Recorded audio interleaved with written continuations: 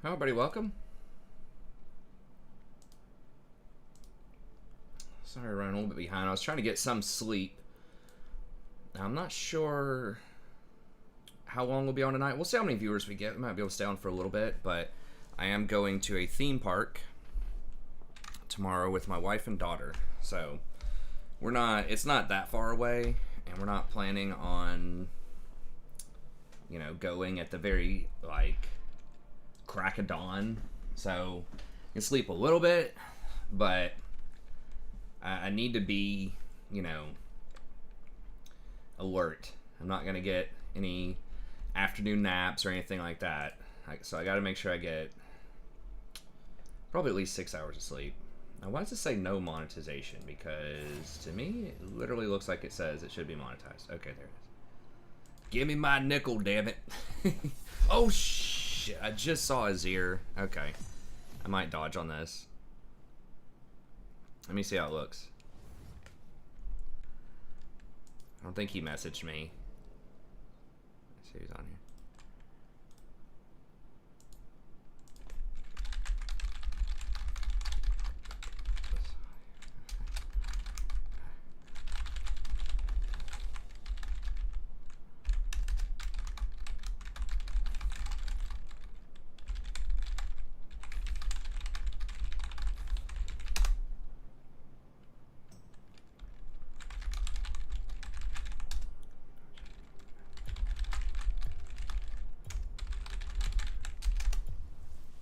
If he's ready to go, I'll just dodge. Fuck it. It's just 3 points. It's not like we're pushing new boundaries. Okay.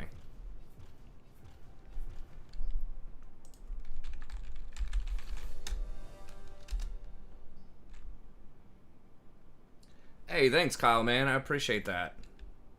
Alright, I'm just going to take a 3 there. I don't think I dodged last night. So it's only 3. Even if it was 10, 5, I mean, who gives a shit, honestly? At this point, we're in platform purgatory for a while anyway, so it doesn't matter. We still have several months before the end of the season. It's nice to get it earlier. I don't think it dramatically affects my viewer numbers, whether I'm P4 or D4. Obviously, it's better to be D4, especially like newer viewers. Might give you a little bit more street cred, but you're probably not going to start pulling in the crowd that like really cares about, ELO bracket until you hit Masters Plus, most likely. I think I provide like some pretty good gameplay for what it is. Some interesting conversations. I think some of my I was going to say insights. That might be too generous of a term. But some of my commentary, I think, is legit, even if my execution's not always there. I think it's a pretty decent streaming experience. Hey, I appreciate it. Yeah, obviously getting back up there would be good, but I don't think 3 LP is going to make or break the bank here. What up? Yo, what up, what up? Wait, what? Get rank. Does it say the current game queue is unavailable? Game queue disabled. What? Let me relog. Like, I was literally just in a lobby for ranked.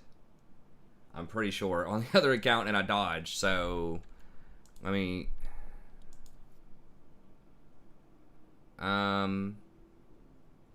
Wait.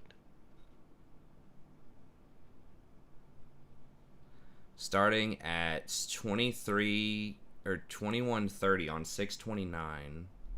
When is that's like 2:30 a.m. Oh. No, that's like 2:30 a. Hold on. So 21. Is it literally 12:30? Is that what 21:30 is? Really? Until 6:30 at 6 o'clock. Why? Dude. Did they literally just disabled it at 12:30? Well, I guess try some different stuff out. Let me try just logging back in and see. I guess I mean, it's not the end of the world. I can practice Thresh. But... Wonder if let me see if I can. Okay, yeah. Go ahead. You try it. Hold on. Yeah, it took me some... I was thinking 21 was 11 o'clock, but it's actually 9:30. So yeah, it'd be 12:30. 100%. What'd you say? It's not working there either. Oh no. Okay. There's Yeah, only it... blind pick and My army time is off too. So it's just ranked, or is it, why would it just be ranked? Experimental stream. I mean, okay, I can try some off meta picks, or I can try some other stuff if we want. looks like I'm going bottom. Okay. All right, let's do it. Switch over to draft pick here. I could try out maybe Thresh. I've been saying this for years. I need to be good on Thresh. I have moments. Well, there's a thing that literally says it right here that it's going to go down at, well, now it just says, it doesn't even say the time on it. It just says until, basically 9 a.m. So, I don't know. This is not the right, wait, today's Tuesday, yeah, so it should go down. There's not a patch today that's scheduled, but usually it goes down for like, doesn't it, like an hour or two? But it's usually like 5 a.m. or something to 6 a.m. I don't know. This is unusual, though, so something must be fucked up. Maybe they're introducing some kind of event. I don't know. Whatever. So how's it going, man? What's up? What's going on? Oh, just chilling. I'm actually not working tomorrow because Marianne's grandmother passed away. Oh, man. So, yeah, it's kind of unfortunate, but Yeah, it sucks. Oh, that's always rough. Was it like a sudden thing, or was it like a... it was gonna happen. Oh, okay. It's one of those.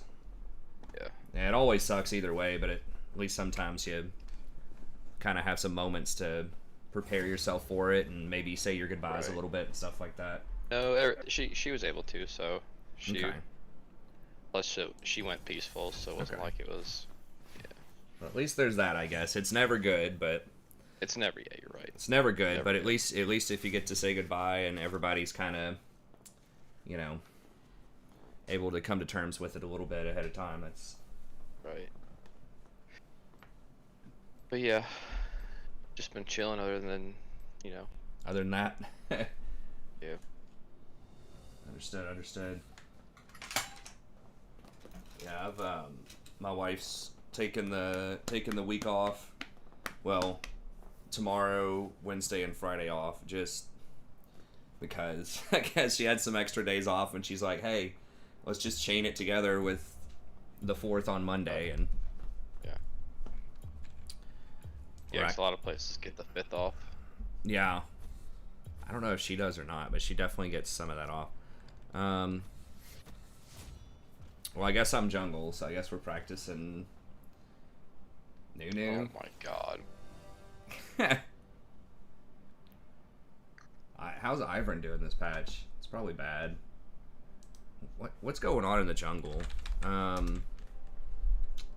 know Nocturne's really OP right now. I don't think I do have Nocturne on this account. Is he can't be that hard to play. He's not banned. That's who I've been banning.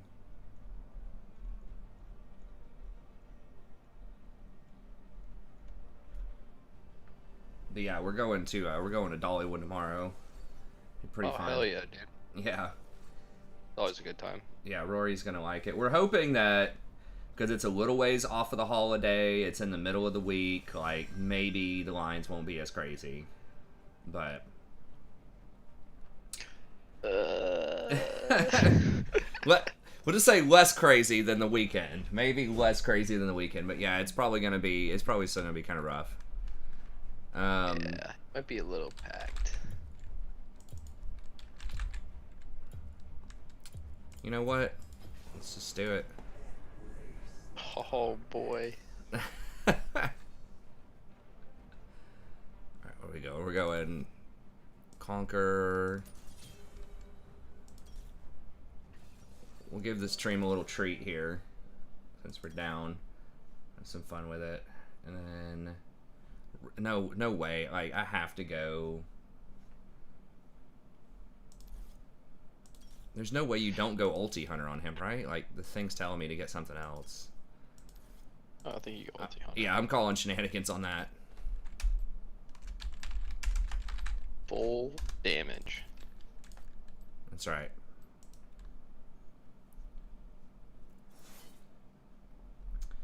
Yeah, and then it's just Stride into Sterix, Ionians, Cleaver, and they like the Ember Knife. What am I up against? Volibear? Okay. Sorry, let me get the chat over here. It disappeared. There we go.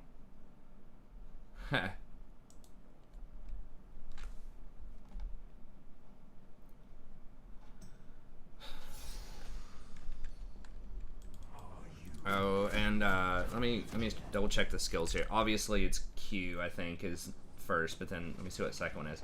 Oh, slideshow. Okay, let me fix that.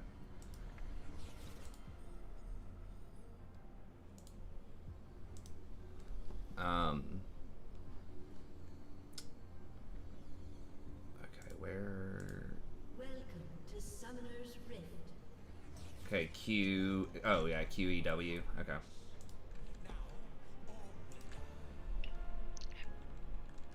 30 seconds until minions spawn. And they like the Ember Knife.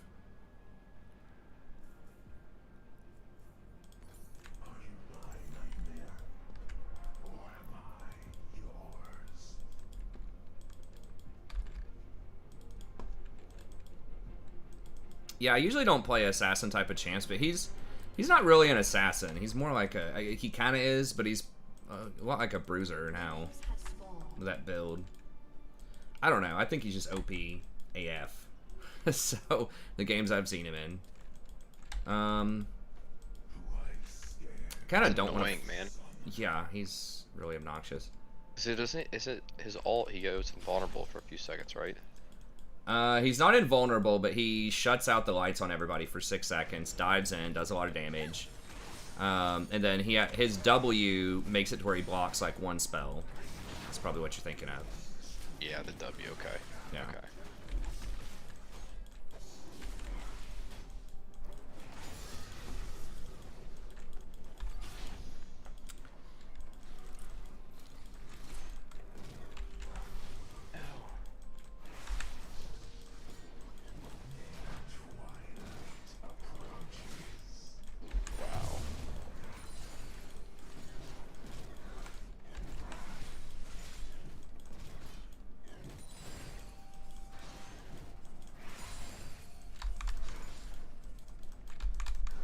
Hey, what's up, Sean? Yeah, ranked is down for the night, just unexpectedly for everyone, at least on US.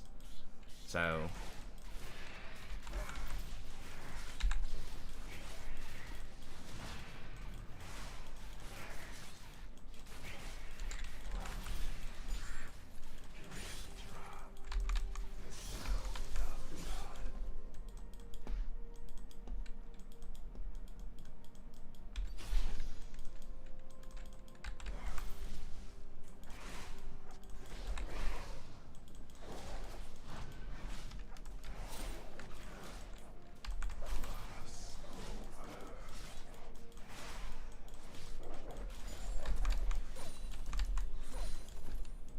First blood.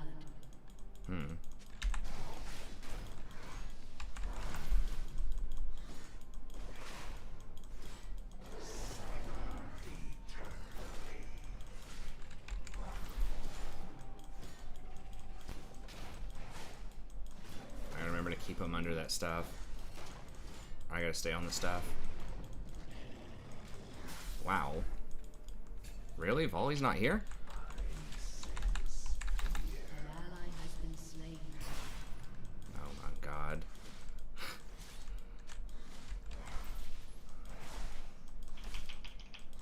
Volley's bot side, I think. Oh, never mind. Here he is.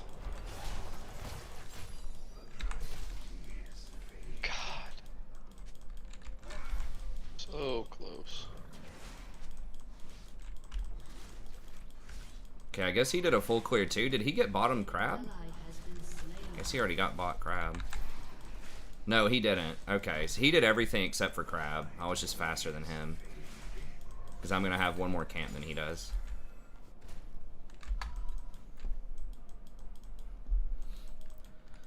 I guess we can try this. No, don't leave, you piece of shit.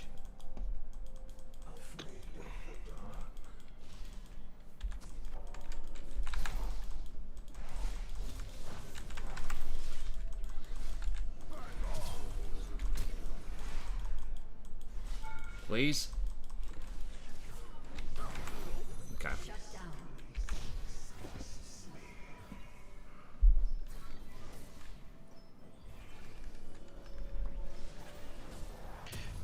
Bot has no flashes.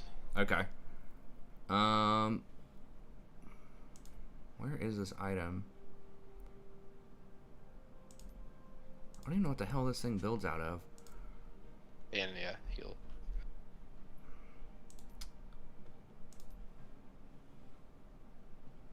What does this actually build out of? Holy shit. There we go. Okay. Jesus. Okay, so bottom has no flashes. Okay. Oh my god. Well,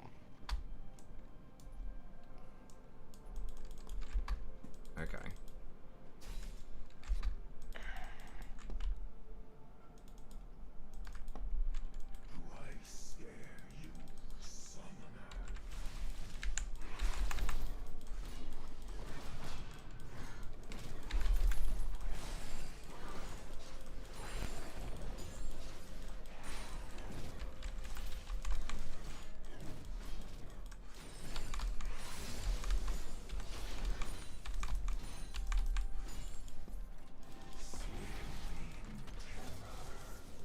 Are we running? No, they're staying. Okay.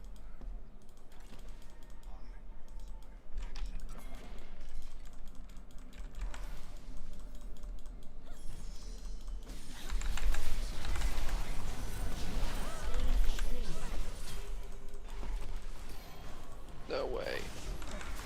Double kill.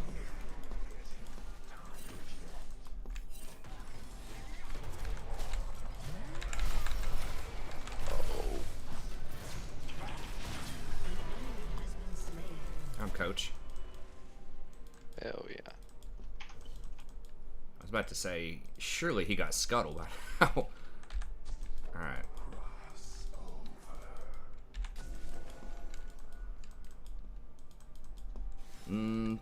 Well, shit.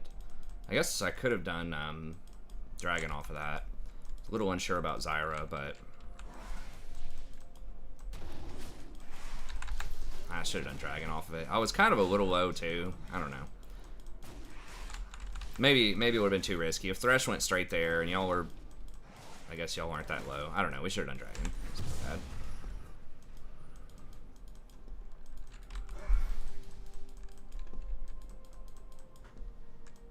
Probably gonna push again. Okay. As soon as I'm 6, I can definitely kill him. Oh yeah. What?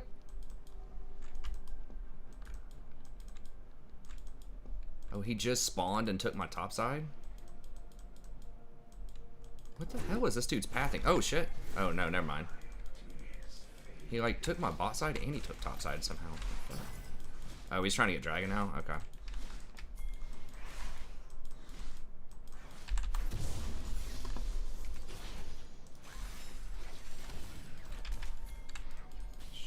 Alright, I'm coming in.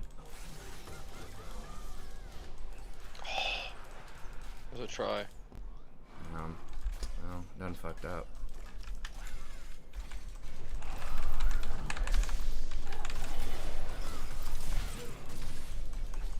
Please tell me you get her, Ziggs. Holy shit. Okay, he got her. An enemy has been slain. Finally. Okay, she's still at Ignite too, but we should be able to push in. Damn it, I don't think I used this Iron Spike there. An ally has been slain. An ally has been slain.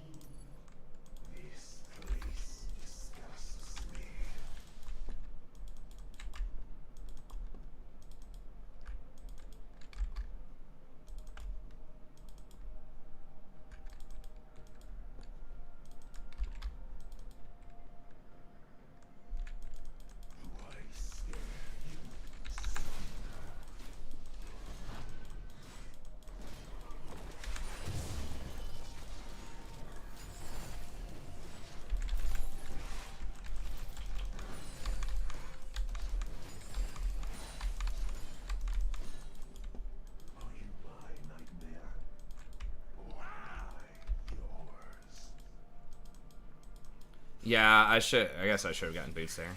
Huh.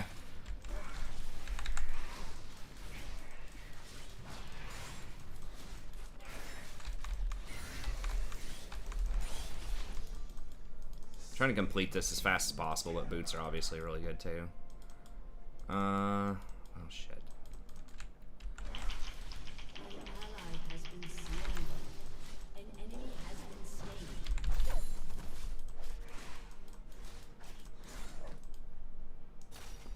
She's just dead top. An ally has Really? been He slain. fucking took my shit again? An ally has God. been slain. This dude is so annoying.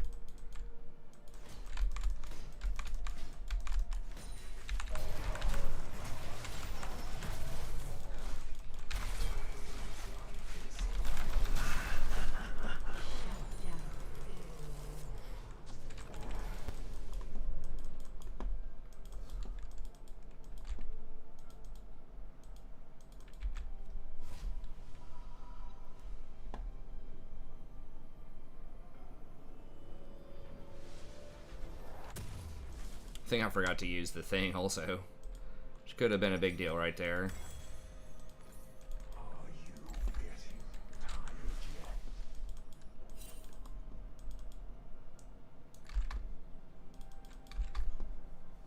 Oh, did I have red smite too? I don't know. As you guys can tell, I don't play jungle very often. No need for the red smite.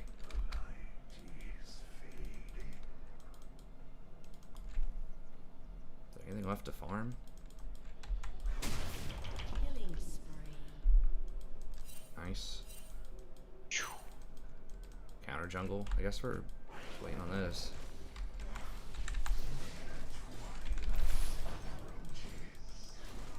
I'm just trying to give him a chance. I'm just limit testing. That's it. Yeah, Thrush is missing. Okay.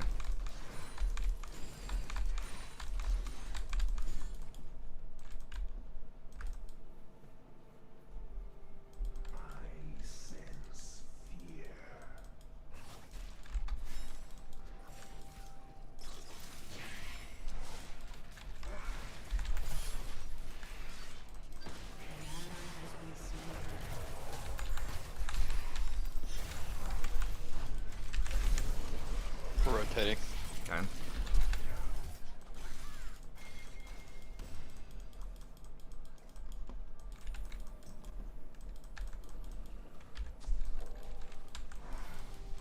Really? Okay. Yeah, they're trying to take my red. Right. Bear's low.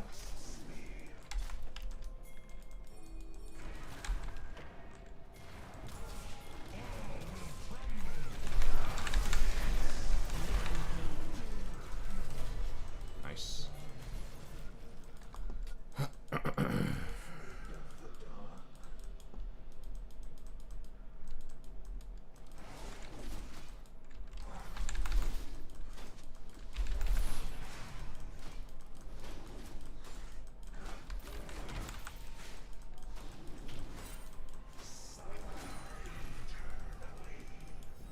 Zyra's right there. Zyra's coming up behind you guys.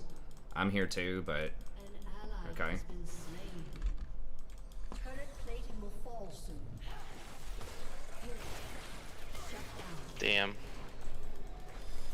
killing spree. I don't know what all she Yeah. has left. Yeah, she didn't all. What the? Okay, well, there it is. Huh. Get to see how that works.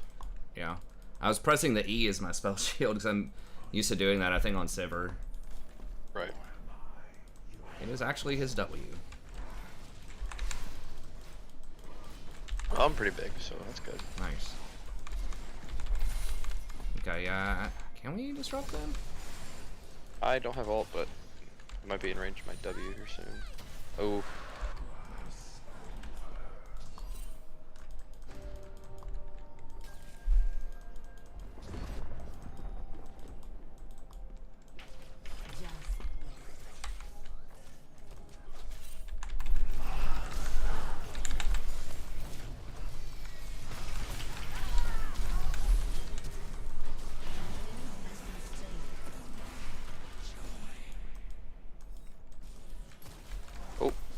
Maokai's a...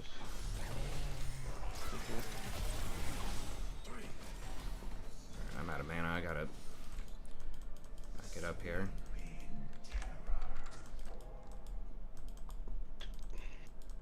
Your team has destroyed a turret.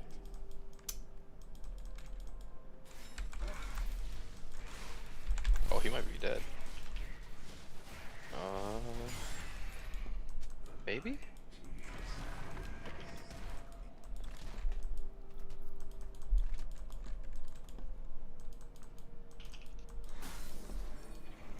Yeah. Dude's coming. Oh, you want to collapse on him? Yep, I'm coming. Okay.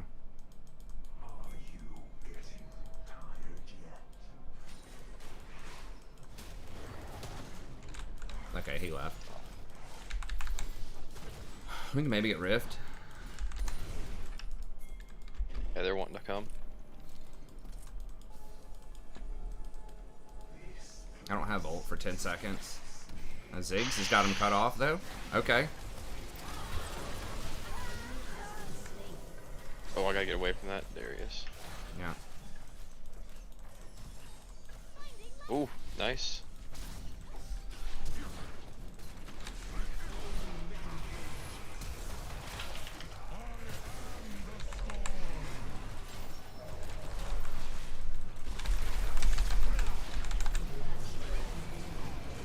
Careful, careful. Oh, fuck. He's got his damn thing.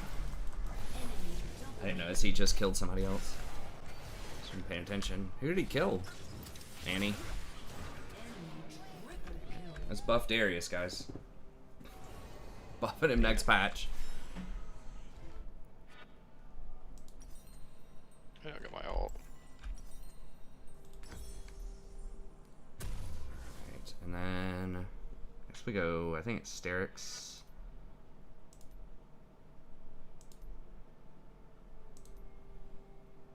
What the hell this shit builds into? Your turret has been destroyed. Why is Sterix not here? Was it under tank? Okay, I guess it's under tank. Your turret has been destroyed.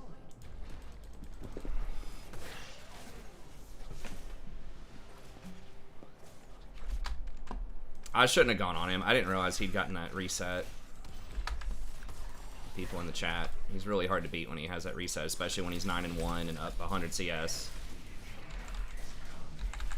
It's just one of those things where it can feel like you're doing really well, but you gotta, like, you know, kind of recalibrate a little bit. Pay attention to other lanes, because this guy's just dumpstering.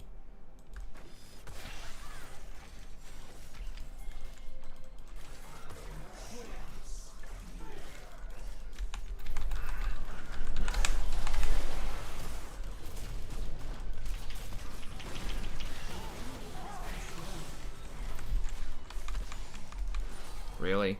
Okay, well, nice int, son. Well, really? Okay, yeah, he's dead.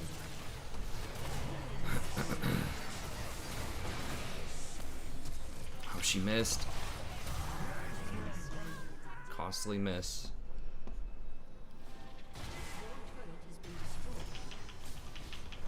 Another costly miss. Oh, you might get him though, maybe. Okay, nice.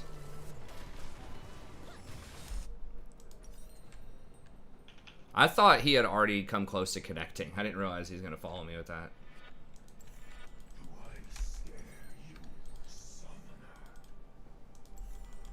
I feel like I need some, like, lifesteal or something. Sterix doesn't give lifesteal when it triggers, I don't think. Maybe I don't. I mean, I have Conqueror, but it's healed me for 172 so far. You know, I bet a Death Stance wouldn't be terrible here.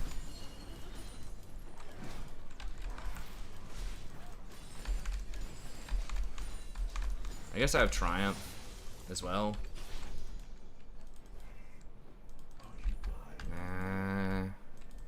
It's like their third dragon. Ziggs is not even on this in the same zip code. Ugh.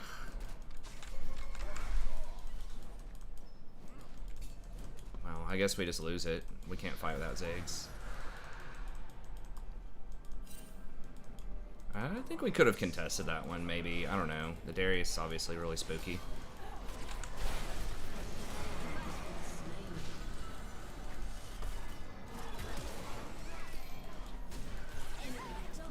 Wow.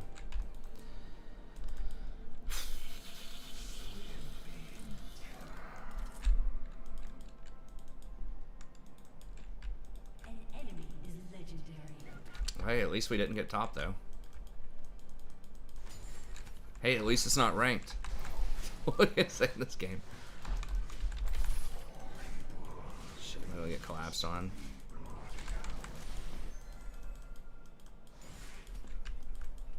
Nocturne does feel really strong, even though obviously I've made a bunch of blunders with him.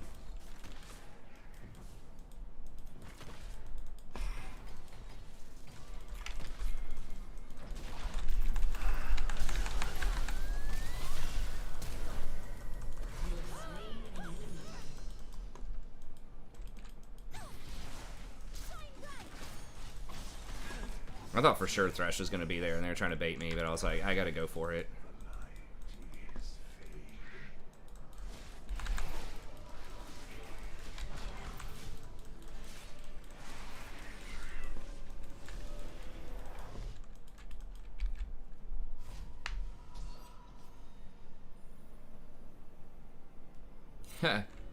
It's really hard to, like, your only income is streaming. Kind of like what Lol Grind is saying. It's difficult, especially when you're like just getting started. You know, even the people who made it big. Most of them it took years. You know. Damn. Shut down. Darius is big.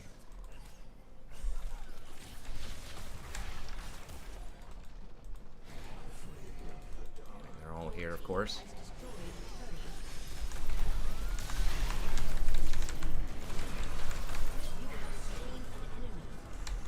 Really? How did I not kill the Zyra? I think I fucked up my sequencing or something.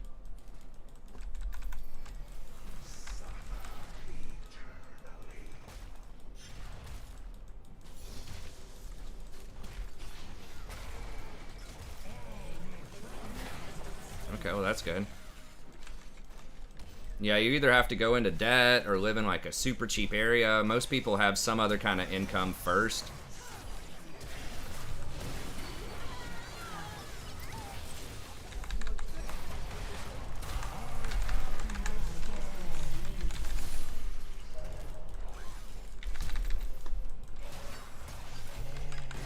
Yeah, I'm out of mana. I'm just dead from... Darius is. Yeah. An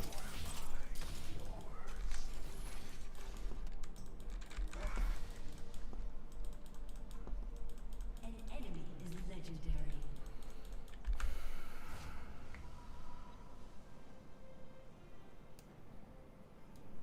Yeah, doing it for fun is cool, for sure. But yeah, just as Lil Grind was saying, Enemy has been slain. that trying to do it Enemy is legendary. as like your only source of income is very difficult. Where the why are all these items so shit? Where's Death's Dance? What is the organization on these items?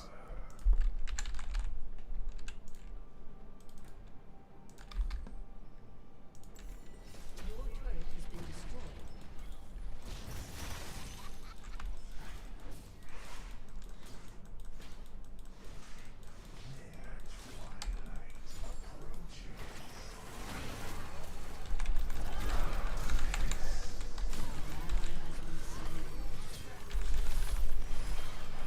Really?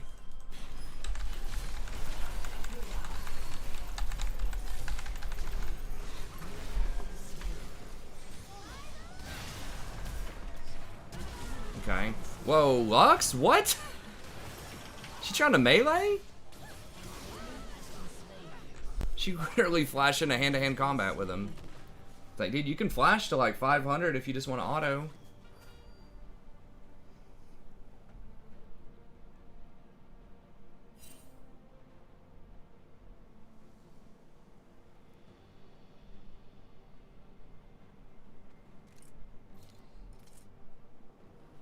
What do you even get? Okay, you get more damage for that. The duration's longer, cooldown's lower. Yeah. An enemy has been slain. I guess that's the play.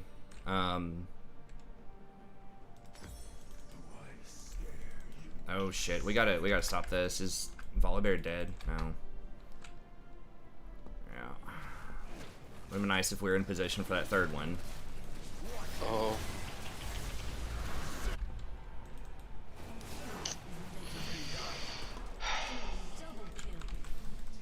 Yeah. Dude, there is no way this clown catches up to me, right?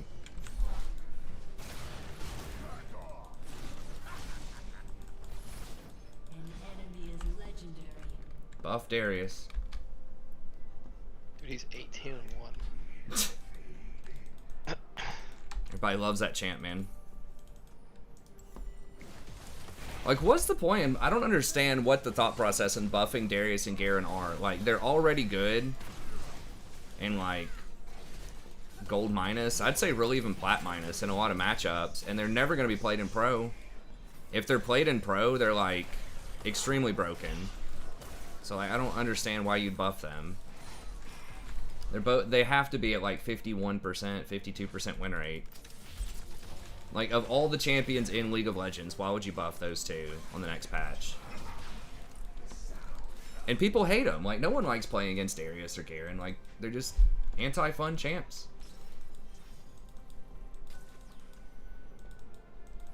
Yeah, but he's still... I mean, I can look at the win rate after this, but I'll guarantee you he's still fine. Like, how about buff Tom Kinch, the dumpster fire you created last patch?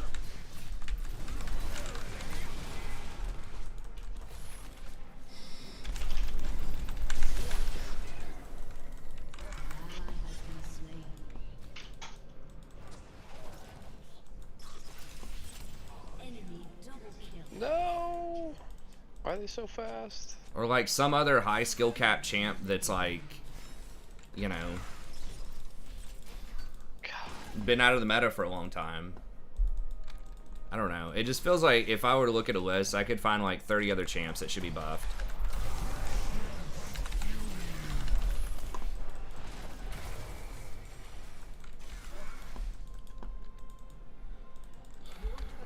No, Nocturne's not fine. Nocturne definitely needs a nerf. But, like, Darius is fine with Stridebreaker, too. Like, he has Ghost, Flash, like... I mean, he was fine before Stridebreaker. He's fine after Stridebreaker. He's just fundamentally, like, an OP champion at lower elos. He just does too much damage. He's too good at dueling. People just don't abuse him.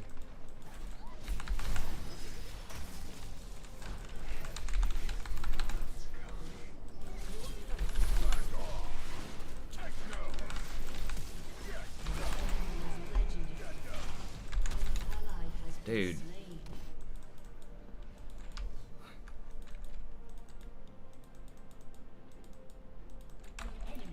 I don't think they were gutted. To me, Darius doesn't feel gutted on this batch, like, in this game. I don't know. Maybe I'm crazy. What?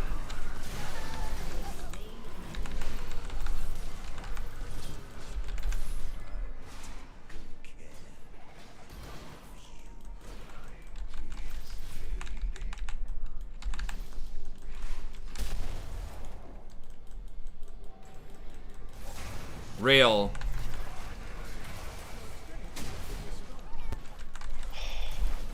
Oh god. Oh my god. Talia, nah, I'm not going that far off. It's just so far off meta. I'll probably just do Thresh. Oh. Point out which champs need buffs more than Darius. Or Garen. I mean, one of my criteria for buffs is just, like, champions that are, like, interesting in the meta. Like, there's cool outplay moments. Like, it can be interesting to play against them and to play them. Like, high skill cap champs. I just feel like stuff like Garen, Darius, Sona, like, those champs really, you know, those are for, like, gold and stuff like that. Like, they should be, like, 50, 51% or whatever. This is such... shit, dude. A champion. He is. Look at He's that. so stupid. You can't fucking kill him. We'd have to have like a 5-item vein or something right now to kill him.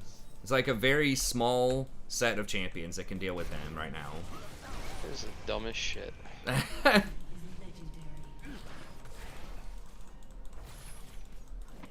He's gonna walk in base and kill you. He probably will. I mean, I went up there. I killed him like level 1 or level 2. Maybe not that early. Oh, it's 100% not you. Like level 3. I don't know. He's just like, he's one of those champions where once he gets ahead, once he gets a few kills, then he can just double kill you top. Especially if it's Annie. What do you know about that top Annie, dude? I guess not enough. I don't know. What was she, like 1 in 15 or something? 2 and 16. I don't know. I mean, maybe I should have gone up there more. I should have definitely gotten the dragon. There were obviously a lot of mistakes I made. I should have definitely gotten the dragon after we got basically a triple kill bottom. Killed the 2 bottom and the jungler. I dueled Volibear. Like, I was like 4-1 at one point, but then I just ran into Darius. Fucked up that one time running at him after he got a reset. Just no one on our team could kill him. It's like Ziggs and Annie are just really vulnerable to those bruiser type of champs that are just, my opinion, kind of fundamentally OP. Stride Breaker. I mean, I know I was playing one of those champs too, but Darius is very good into those types of champs just naturally, and he has the same items. So, okay, who needs a buff more than Darius? I'll just see if Tom Kench, 100%. He's got like a 40% win rate or something on this patch. And he's like a new rework. And he's terrible. I saw, like, there was one good Tom Kench. He was pretty useful. Some interesting champs. Possibly Yorick.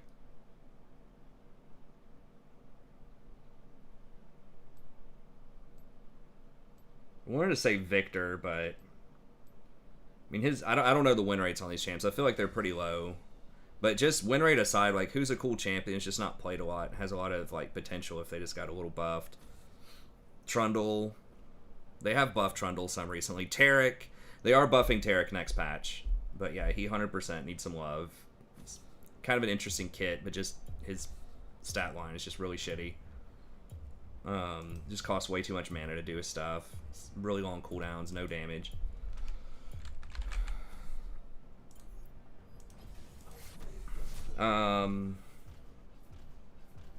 Possibly Talia. Shyvana. Sort of. I mean, you gotta be careful with her, but because she is a relatively simple champion.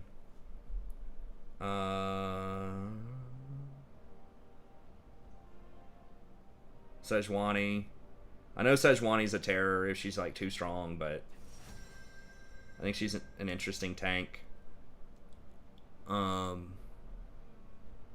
Nico. Who is that champion? I mean, like, how often you guys see a Nico? It has to be one of the least played champions in League. Just give her an identity around her little playfulness or like something. I don't know. Alright, I guess I'm gonna do Thresh.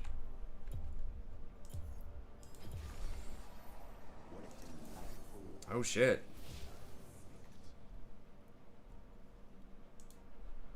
Nico, probably Nidalee, although be careful with Pro with her. Orianna, Ornn, maybe Kiana, Rel. Rel's an interesting champ that's just been shit on, I think, too much. I know she was really OP for a while there.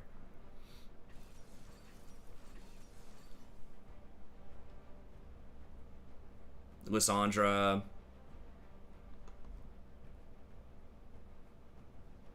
Cannon.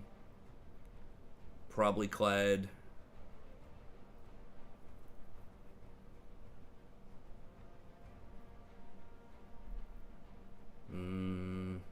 GP's very good in Pro, I guess. Corki. Probably Mundo. I think Mundo is getting a buff next patch.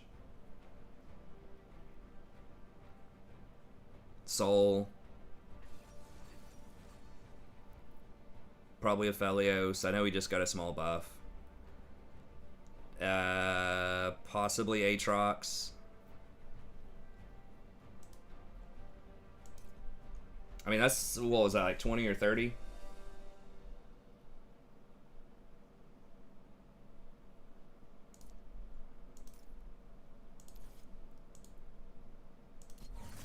God, Ravigan is so good.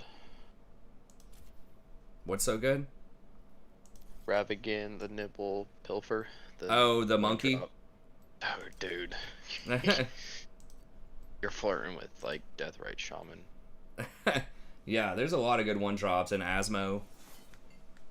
Yeah, Asmo's, like, pretty much free if you can get discarded.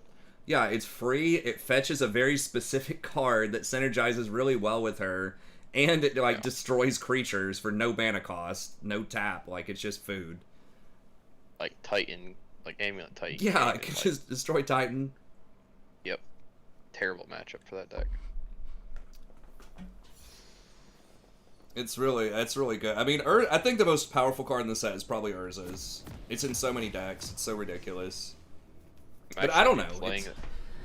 Because it's in so many different archetypes, though, and enables so many different archetypes, it kind of balances out as long as you're playing a deck that has Urza's in it. It's like different styles. I've been playing Hammer Time. Yeah. And having access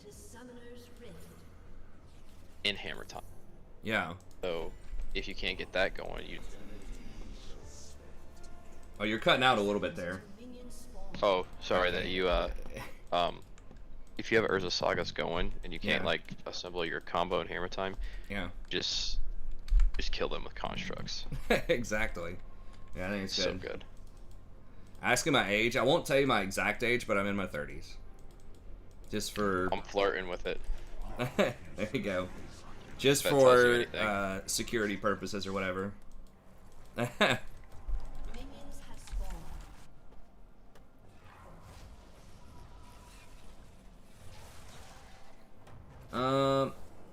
Yeah, I'm not really sure. That's what I'm saying. I'm not 100% about all of those. I'll just listen off stuff that I would definitely, if I was on the balance team, I'd take a look at it before I would look at buffing.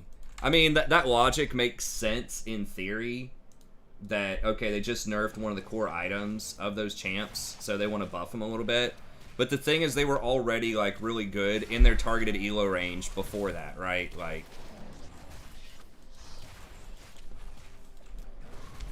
they were already really good in, like, gold minus before that. And I don't know. I just don't think they should be balanced to be, like, viable in pro. Just because they're too simple. I think they'd just be really OP if they were balanced around pro. Well, they do have vulnerabilities, like they're, you know, Darius, like, with his lack of mobility, but... Like, the last time we saw Garen was really just because of Yuumi with him. What DPS would I level if I was making an ult? I'm actually thinking of playing my Priest now. I'm leveling up my Priest. I was really kind of reluctant about it, but I'm kind of having fun with it. I was like, do I really want to spend all this time leveling this up? But it was already level 60, and I have a good chunk of gold, so I can just buy, like, decent gear. And a lot of the other people that are leveling right now, there aren't as many, but when you do get a group, it's usually alts. So it's usually other people that are pretty good or feeding, you know, gear to their alts. But yeah, if I had to play an actual DPS in WoW, who would I play right now? Play Warlock. Yeah, I mean, that was like my first answer, probably Warlock. It depends on what my situation is. If I'm like guaranteed a raid spot no matter what, if I wanted to be competitive and like actually, if I was looking for a guild trying to get a raid spot, I'd probably be Hunter or Warlock. What level is your priest right now? 62. Okay, never mind. Yeah. Why? Just you're a little ahead of me. Okay, I've been playing my rogue, so that's I was just curious. Yeah, it's all good. I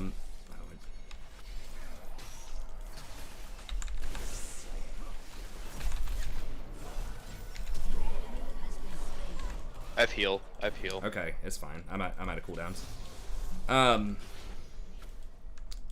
Yeah. Like,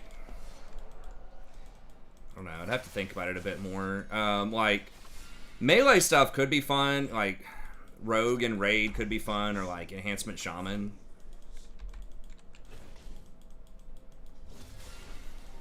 Moonkin might be fun. I don't know. There's a lot of them that I think could be pretty good. I don't have a lot of experience with DPS and like as far as rating goes, except for Warlock. It'd be nice to play something that isn't basically single button. Poppy's here. I can throw you a lantern. It's right here. Yep.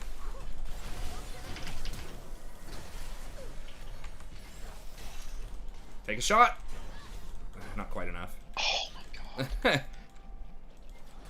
I could have positioned better and lanterned you out faster, probably. But yeah, that worked. She just had such a flank. I didn't know who she's going to go for. She should have gone for me.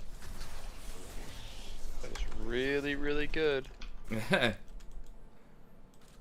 can't believe I got out of that. Okay. Oh no.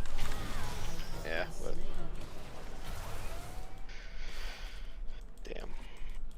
We don't know which way to go. I'm out of mana. What's the build on Ashe? Should I go Kraken or... I'm out, dude. I don't have any mana. Sorry. He's gonna be mad if he dies, yeah, but... Well, he got a kill, though.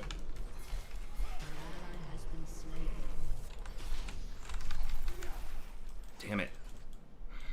Misclicked. Yes. Yeah, I think it's just Kraken, Hurricane, probably. Yeah, sounds good. I was looking at that. Hurricane's just so good because you apply the slow AoE. Mm-hmm.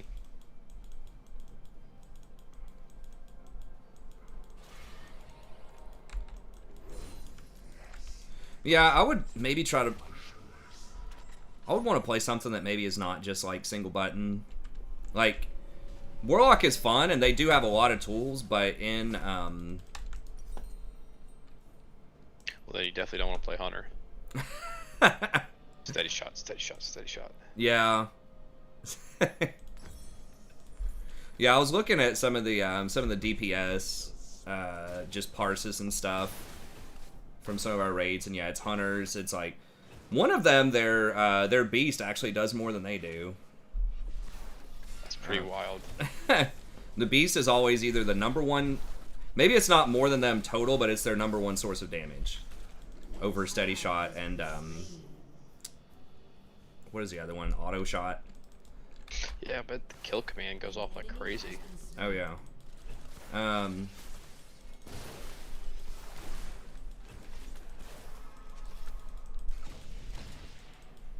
Like I was thinking like rogues would be kind of fun, but a lot of their damage is just auto attacks and like just refreshing the slice and dice, and then maybe some eviscerates. You'd probably be on expose armor duty. So that could be pretty fun. Mages... Mage might be kind of fun. Warlocks do get Seed of Corruption too, like, in different fights, and they do get to banish stuff in some fights. Like, they have some interesting... They have interesting things they do in some different fights. Not sure about Enhancement Shamans might be kind of cool. That was something to look at too.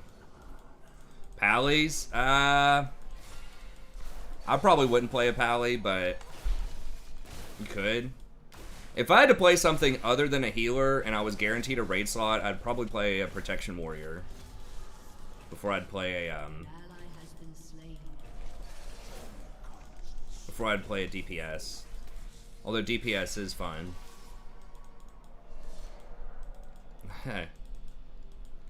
Prot Warrior, they probably have more abilities that they actually use frequently, I think, than almost any other class. Like, you got Shield Block, which you have to keep up. You have Revenge, which is not only a normal ability, but it's, like, reactive. I like procs. Procs are so much fun because it changes up your rotation. If you get a certain proc on something and then you do a different sequence of things based on that proc, I think that's really fun. Just to keep you, like, paying attention. And so Warriors have Revenge as a proc, and then you've got to keep up Shield Block, Shield Bash. If you don't have a Rogue, you need to be doing Devastate a lot.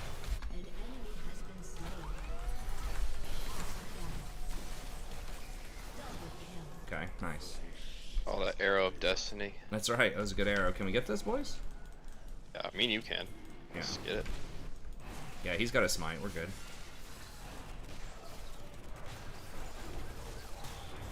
That was probably my biggest early game mistake, was not taking that dragon. We had 3 dead. Should have 100% done it.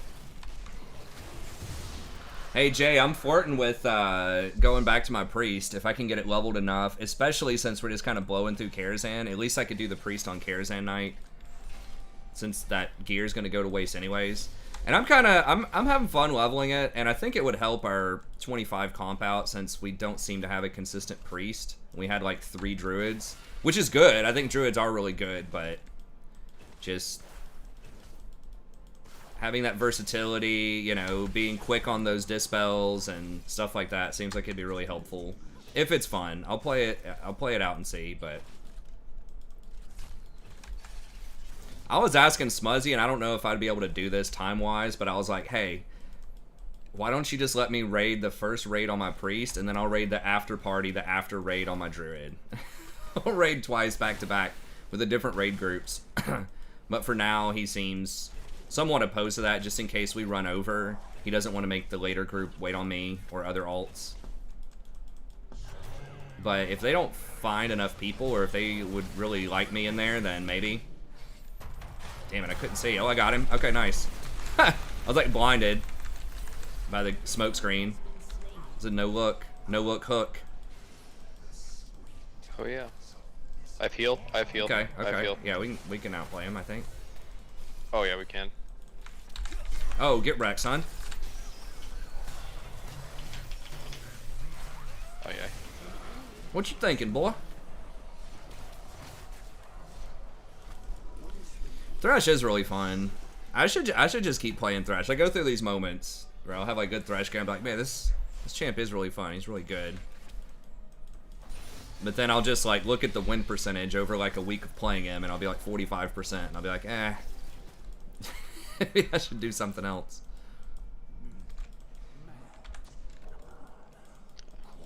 You'll just have turkey ADCs. That's how it goes. That's right.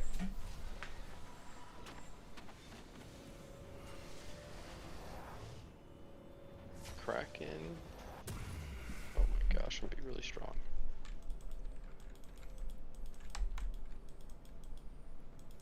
Now that all I have to do on my... That was kind of a thing, too, with me, is that I'm pretty much pimped out on my druid. There's, like, nothing for me to get, hardly. I'm just waiting on raid drops. That's what I was kind of thinking, if I just level up. I'm, like, sort of toying with the idea of looking at FF14, too. I've never tried it. I have time on that. There's a new expansion coming out in November. Just for when I'm... Final Fantasy. Yeah. I'm pretty sure it's November. But yeah, because I'm pretty much raid logged. So I'm not really, like, doing the PvP. So yeah, it's pretty much just log in and do the raids and... Oh my god. No one saw that. Hey, you gotta check that bush, man. He could have been hiding there. Oh, you're playing retail WoW too. I don't know if I do retail WoW or not. I kind of want to try FF14. I really like the games growing up, the single player games. So I like the aesthetic. I like the vibe. But I do need to see kind of where I stand on this dissertation thing too. I obviously would like to be able to finish that.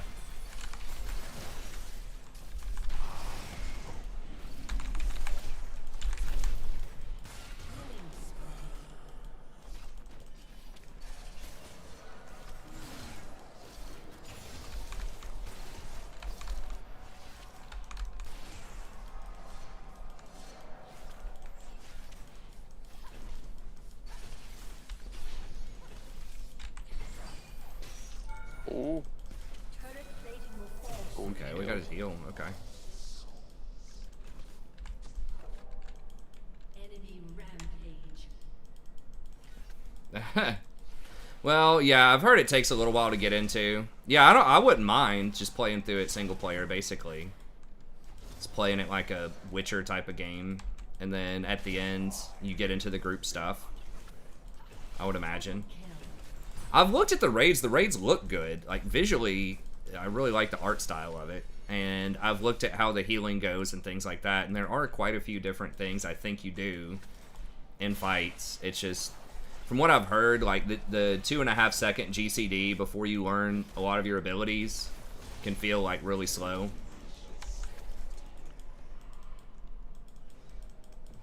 But, I mean, honestly, there are a lot of classes. Like, if you play a mage in WoW, I think... Isn't Ice Bolt 2.5 seconds when you're leveling it up and stuff anyways, and that's what you're spamming? Warlock, you know, Shadow Bolt's like 3 seconds. There are very few classes where it's like you can just spam, you know, GCD stuff early. Like, there are some, but... Shit, I was hoping he would try to jump, and I was gonna flay his jump. But he flashed. Could have maybe just hooked in there. Yeah, I love the RPG style, the single player RPG style. But that's different than what that is. Like, used to control, like, usually 3 or 4 characters. And it was turn-based RPGs.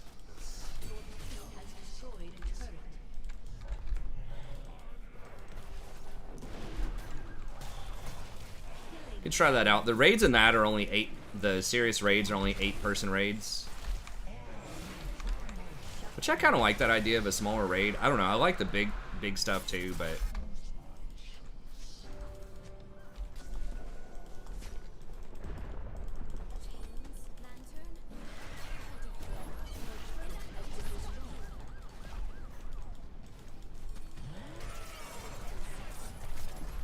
Shoot. Really? Oh shit, I didn't even see that. Wow, she executed. I could have flashed on her. Yeah, I didn't even see what happened to you, my bad. I was looking at Gwen. Oh, you're good. What did happen to you? Pantheon flew in or something? No, Graves killing me. Oh, okay. Or he was chasing me down. Gotcha.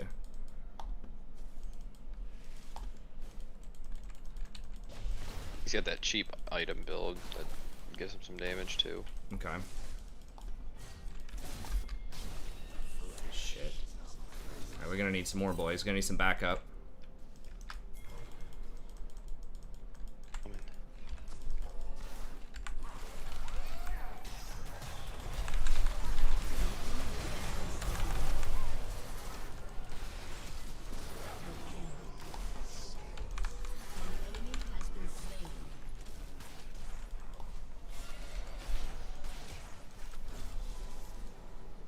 Yo, they're gonna have to drop a healer though. We don't need 3 on Karazhan and 6 on Mag anymore though.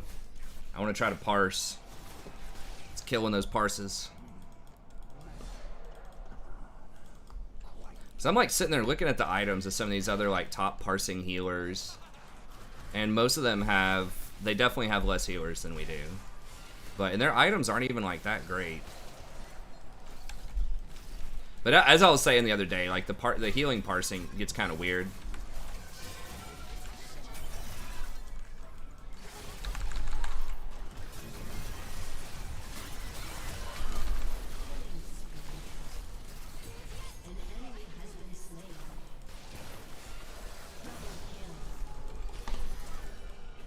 Because it'll be like some groups that just like take more damage. It's all about like trying to get those high parses, having your group take a lot of damage, and then having few healers in it. But it would still be fun to try to have a shot at that. Obviously, killing the bosses and stuff is the most, but most important.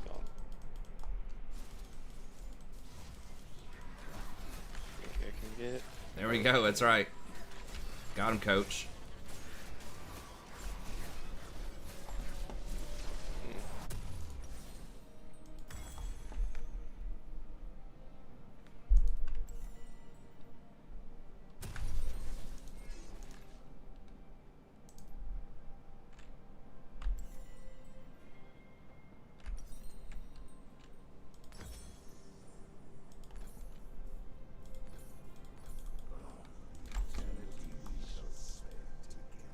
You try out this Anathema's Chains thing.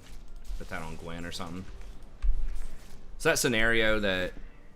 Who was talking about that the other day? Was that Butter? They just have one AP threat. You can put it on that person. Get some good value out of it.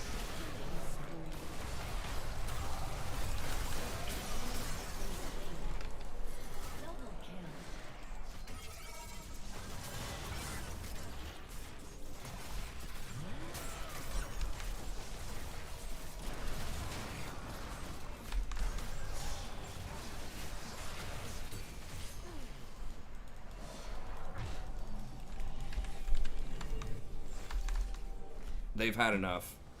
They've had enough. Yeah. Yeah, it's probably true, Jay.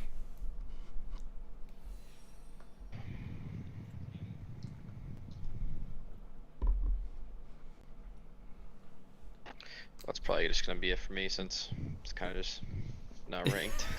Just sort of whatever. That makes sense. Yeah. Alright, man. I'll catch you next time. Have a good one. Hey, you too. Yeah, I think you could even solo heal Iran, probably. If you just pop potions and stuff. Because my healing's always, like, super low on that. There's just not enough to heal. Unless people are just, like, really fucking up. But it's like, if they blow up everyone with the fire, it's probably going to be a wipe anyways. Like... Yeah, you could probably solo heal Iran too. Night, Nether Spite, yeah. I mean, maybe if you're just like really decked out with mana regen as a Circle of Healing priest, maybe. And I don't know about Nether Spite, possibly, but yeah, it'd be tough. Yeah, Druid healing is really good. Most of the top parsing, it's either priest or druid. I was really surprised to see that many priests near the top. I was like, what are they doing? But I just looked, and a lot of it's just flash healing. They're not even in, like, super crazy gear. A lot of them are still in, like, max gear. Some of the top healing people. Like, many of them don't even have, you know, the best gear that you can get to. So that's what makes me think they're just running, like, some really weak healers with them. I mean, there is some skill to it, too. You have to be a good healer, but their raids are just, I don't know, taking some damage, but I'm trying to think if I want to do it anymore because it's normals. Maybe we could just call it an early night. It is kind of fun trying out some other stuff, but I'll play one more. I'll do one more and we'll see if we can get Thresh. Just so we get at least 3 games, but yeah, it is kind of a bummer that it's no ranked.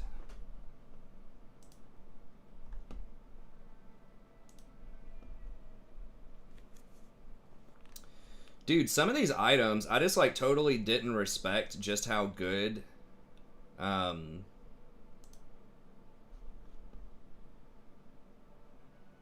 of these items are, like, early on, if you just really socket the shit out of them.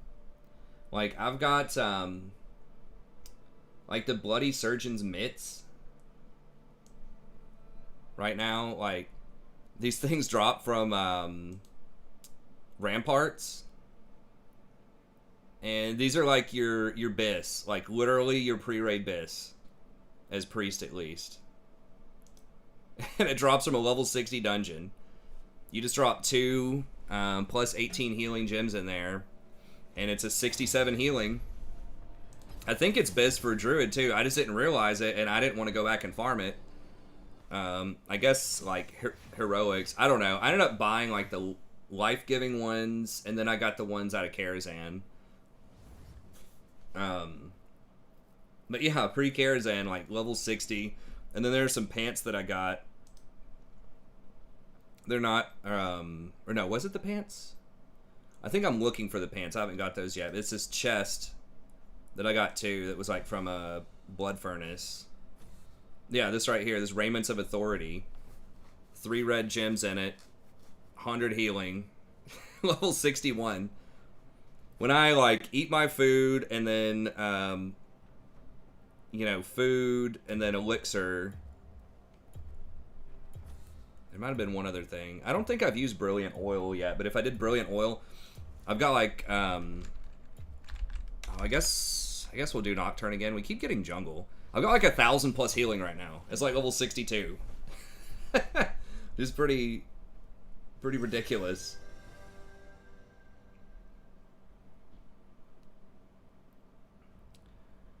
Alright, I guess let's try Nocturne again.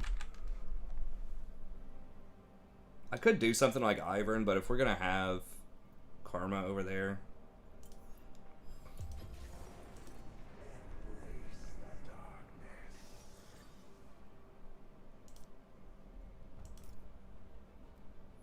Ultimate Hunter is pretty good. I kind of feel like Ravenous Hunter would be really good too, but... maybe they've nerfed that so much it's just no good. I feel like you have to have Ulti Hunter on him. It's so good. I don't know about Eyeball Collection though. Maybe,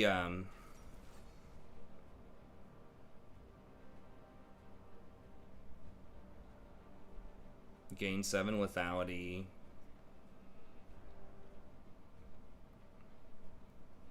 Cheap Shot could be good.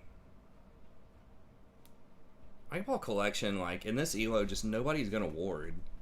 I think maybe I just go Cheap Shot. The thing recommended Cheap Shot, Eyeball Collection, but...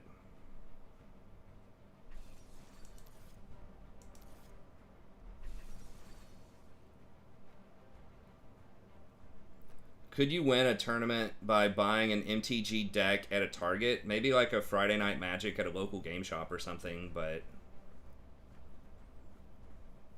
I think usually a lot of, not all, but many of the winning decks in many formats are going to have more expensive cards than they're going to have in the Target bin.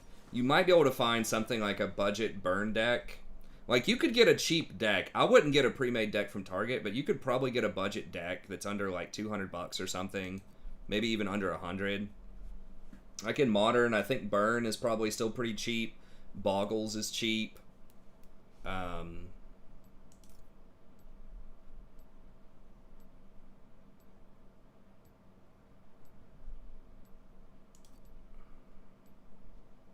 really surprised they do that instead of Coup de Grace.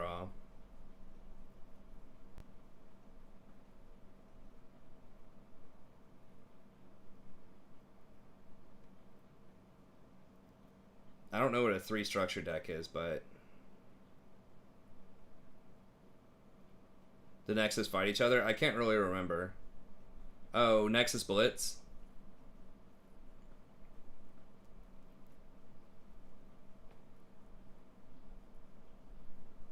There are some pretty decent budget decks. I mean, I can just look right now and see.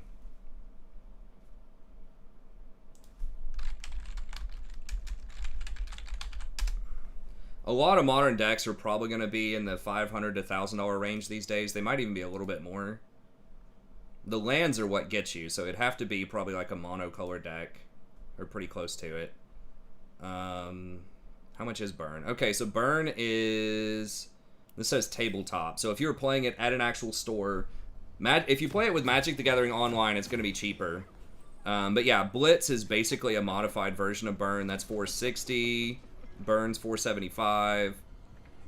One of the top end decks is about $700. I don't know where Boggles is. They do have budget options somewhere. Hardened Scales. Yeah, like I said, a lot of them are 500 to 1,000. You might be able to find some that are a little cheaper.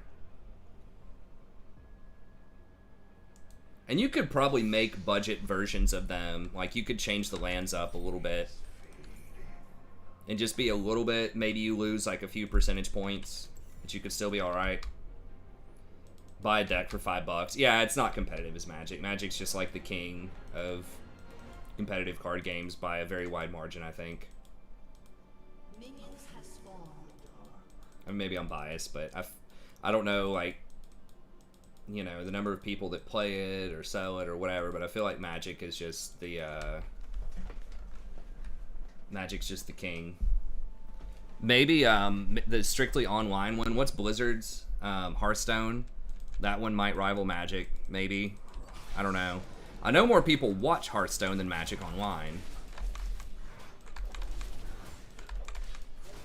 I'm pretty sure. Unless Magic's really like upped its game. I haven't followed it. I don't watch like the big tournaments. I don't like Standard that much. I like the older format.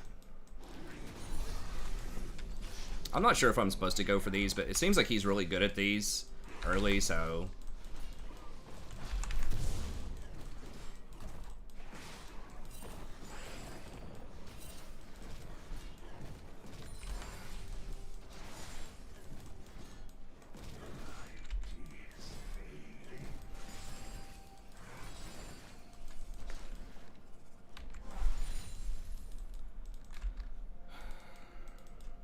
Is it downhill now? I don't know. I know there was some controversy around it. Oops. It looked fun. I don't know. It just looked a little bit more linear than Magic. Like, I really like that you can respond in Magic. I think there aren't instants in Hearthstone, right? Unless it's like a trap card or something, or whatever it's called. Like, it's really hard to do something during your opponent's turn. I really like the complexity of Magic. And choosing different timings and things like that. If I could be a Magic streamer, I probably would. I mean, I like League too. I thought about it, doing some Magic streaming too, but I was like, so hard to spread yourself so thin on streaming. But if I didn't do teaching and I just like streamed all day, I'd stream all these different games probably, but I do like teaching too much to give it up. I mean, I probably could fit it into my day, honestly, if I really wanted to, but...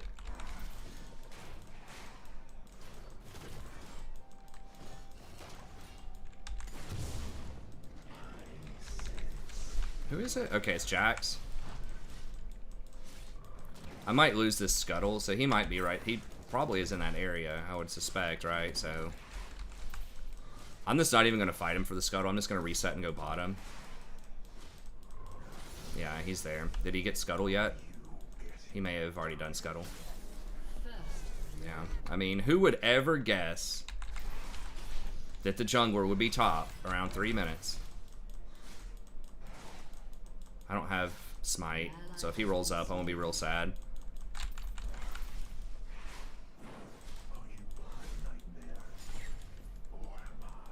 An enemy has been slain.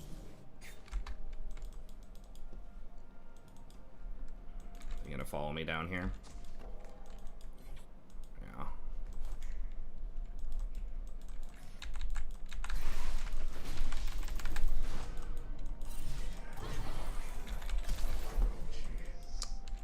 If I would have flashed the stun, I think I could have maybe done that a little bit better. Dude, are they seriously coming?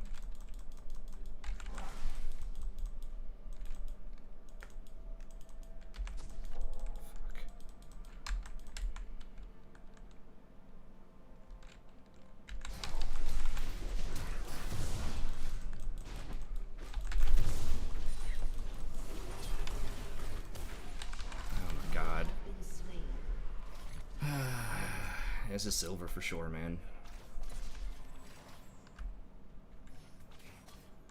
Should have gone on him faster, I guess. I thought TF would actually move. I did not expect Bard to be there that fast. Alright.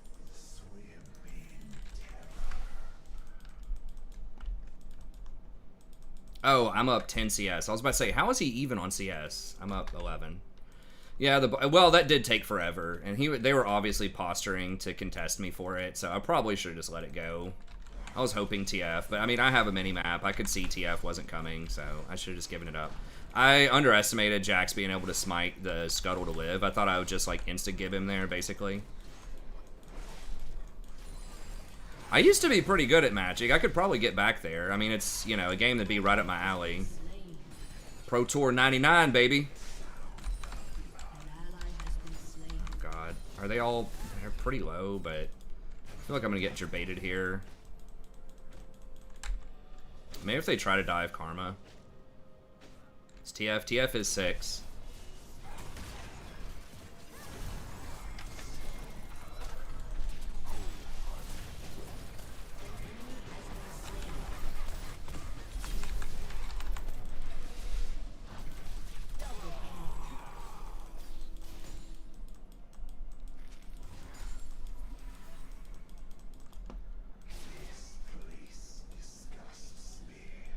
I don't have flash. Yeah, I can't do it if Bard's gonna watch me. Thought about it. But we don't have priority medals. Seraphine's got it. Okay, good shutdown. They're probably gonna get Dragon off the back of that.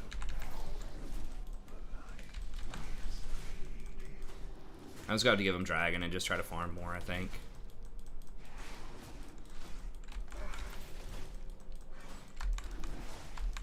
Yeah, ranked is down. I'm just playing a few here. I was playing some with Jason, just trying out some different stuff just to give people a little variety, but I'll probably stop after this game.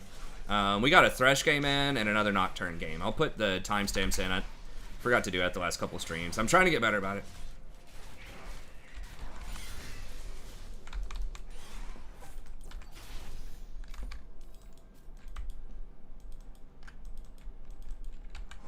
Yeah, they're almost certainly on Dragon.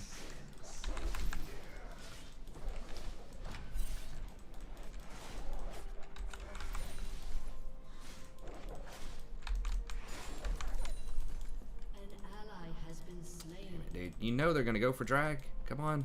I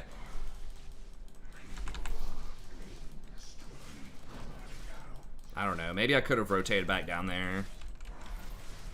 I just thought I'd be giving up too much like farm potential to do it. Oh, is he just gonna int? Okay. All right. Well.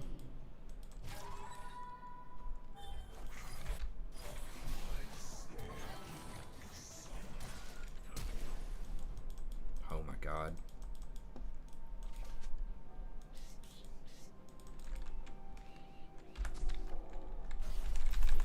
Fuck! Fuck! Come here! Where the fuck is she?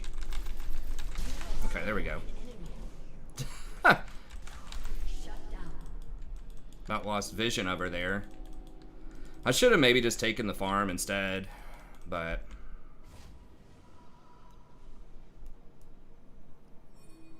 PvE spec for mages.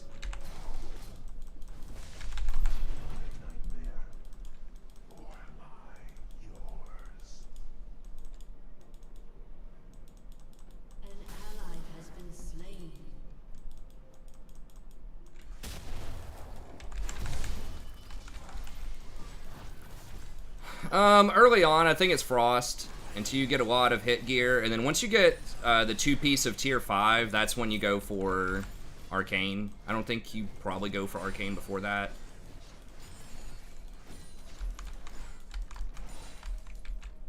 Well, we've got priority, sort of. Can we get this? I don't know if this is warded or not. I've got flash.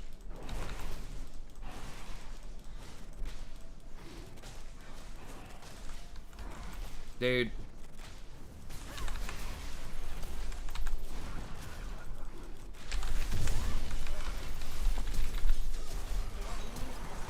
Okay, well, he flashed, so he entered, right? Yeah, I'm cool with that. Draven, please use your axes! Holy shit, he didn't have any spinning axes for like 4 auto attacks. Oh my God. Dude, what is going on? And why is Stridebreaker not, like, what the hell is that thing listed under?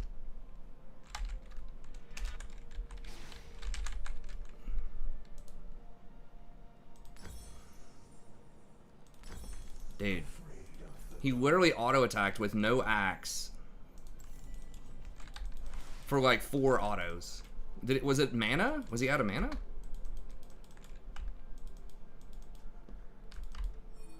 I cannot believe dude got away. Nar, you have to be able to do that, man. There's like too much going on down here. If I show top, they're gonna get dragon, so...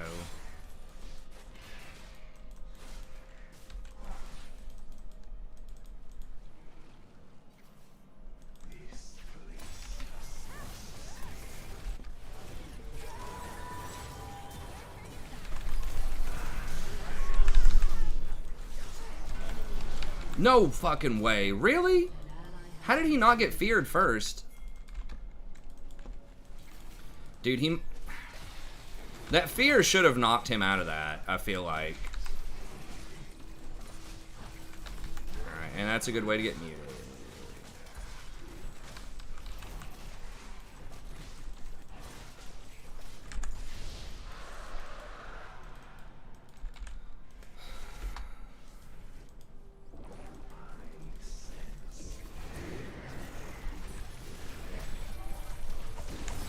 Whoa, what the fuck? He has Trinity? How the fuck did he get Trinity? Who has he killed? I guess he killed Draven and Karma 5 times?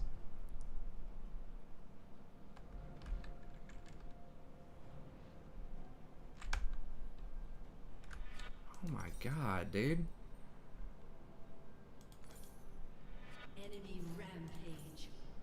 Well, it's a case of solo queuitis that I mentioned before, where I feel like I'm doing pretty well on Nocturne, and I was, like, 2-2, up in farm, you know, blah, blah, blah, but then run into someone who's got 10 kills.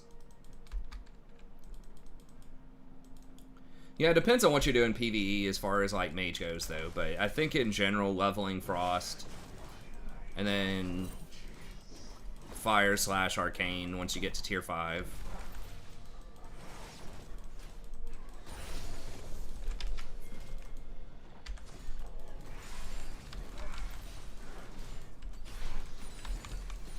I saw someone there. I guess they just got it, but Nocturne's clear as fast. I think he's probably the best jungler right now, at least for solo queue. He's certainly one of them.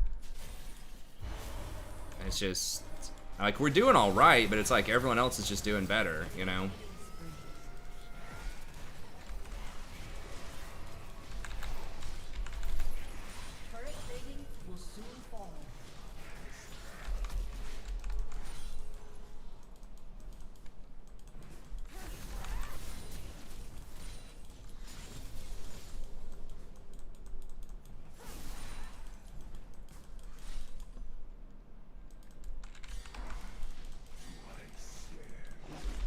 It's like both times we've had like an 0-20 top laner.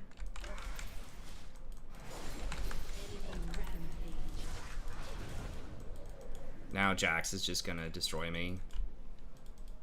It's been both times like champions that are specifically very good against fighters like Darius and Jax have just gotten like turbo fed compared to me, and then it's hard for me to kill him. If I can fear and dodge his stun, I might be able to beat him. It's just he's up like 3,000 gold on me.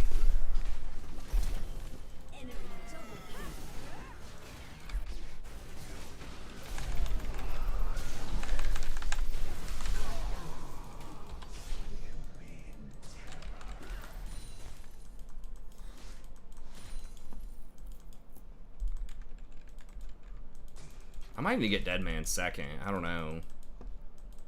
Maybe Sterix.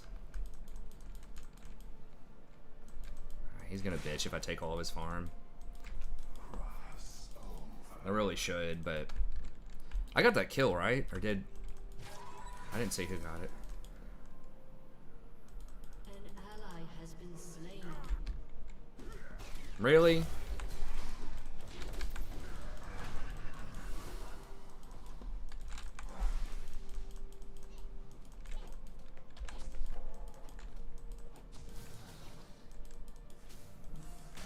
Kind of getting murdered in every lane.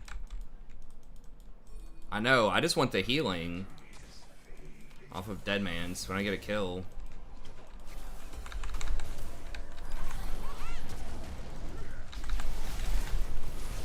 Fucking. Did we kill him at least? Okay. It's like literally flashed on me like 800 true damage instantly. I guess it's not all true damage, but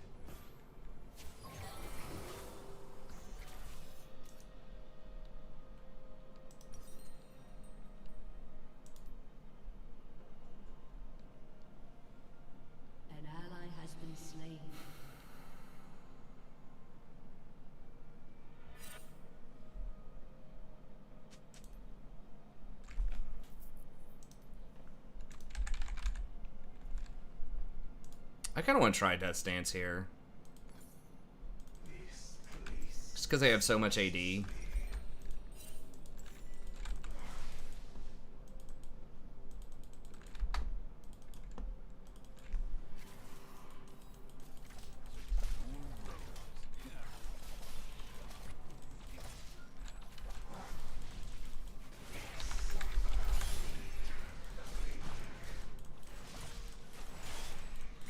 It's like the burst damage is not really what I'm worried about as much. I mean, I don't know. Sterix is obviously really good.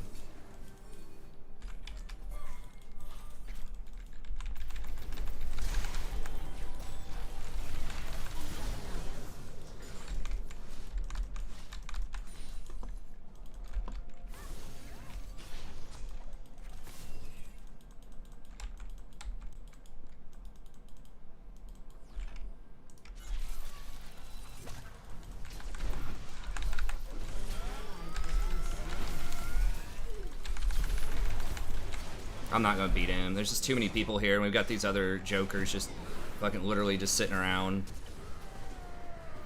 And they're all grouped.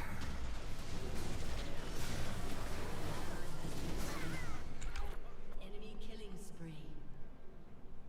Fine, Sunder Bard. Yeah, I need to put down those control wards. I knew that was a bad TP. We shouldn't have gone into it. This game is kind of over. I don't know. I'm cool with, well, we're not going to be able to pack it up here, but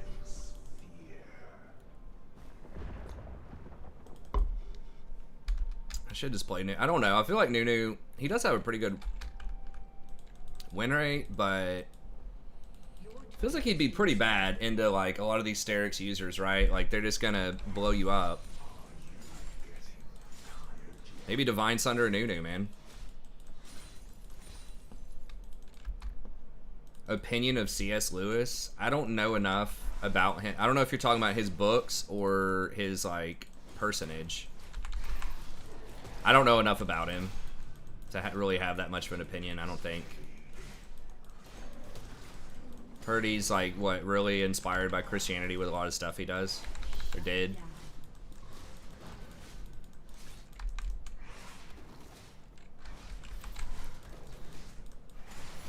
I really honestly don't know enough. I haven't read a ton of it. Like, I'm not even sure what his stuff is. It's been so long.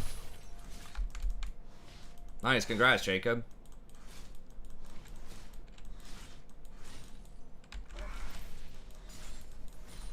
Someone recommended a book like that to me in high school. I don't remember what it was. It was some kind of theological work.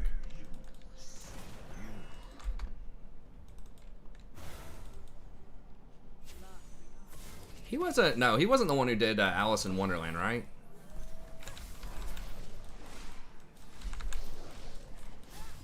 Oh, Narnia. Oh, Mere Christianity. Yeah, that's what people always recommended me in high school, in a southern, like, really Christian school. Everyone always recommended that book to me. Like, you gotta read this book, man. Yeah, I actually have not read Narnia. No, it's a really popular series. I'd probably like it, but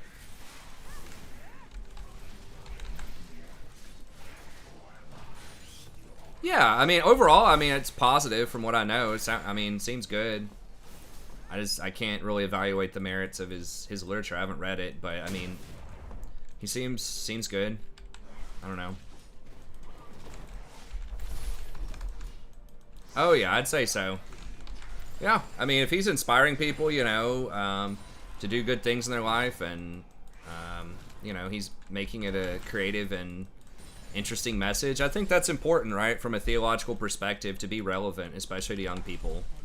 And, you know, writing good allegorical fiction to kind of share the message in from a different perspective, a different kind of narrative, I think is good.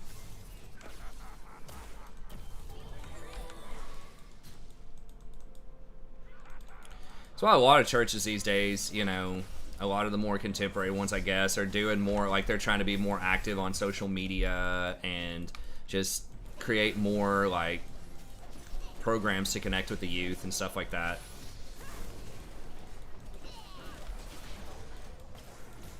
Really is challenging because there's so many other narratives people can have these days, right? And so you have to create something that's people can connect with. And I think there has been a resurgence in young people. I don't even know how we win this. Like, if I go to the back line, I'm just gonna get deleted.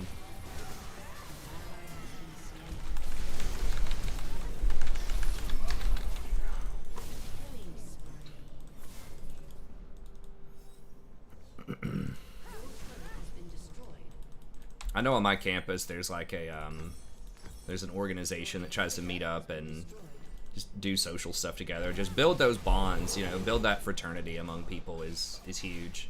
Just have social events, and I feel like it's just really hard, especially with the young crowd, to be one of those, like, you know, you show up once a week on Sunday for an hour and get a lot out of that for a lot of young people, right? It needs to be something where you're going out, you're having a bowling night on Tuesday, and then Wednesday you're like, you know, maybe some kind of study for math, and then after you study for math you read a Bible verse or something, or, you know, you go hiking with a bunch of people, and then, you know, you read some like famous sermon that someone said at the top of a mountain that Moses said you can read it at the top of a mountain or something.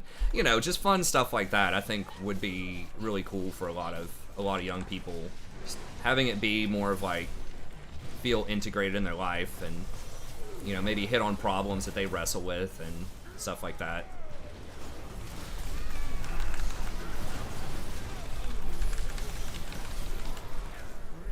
I just gonna get blown up.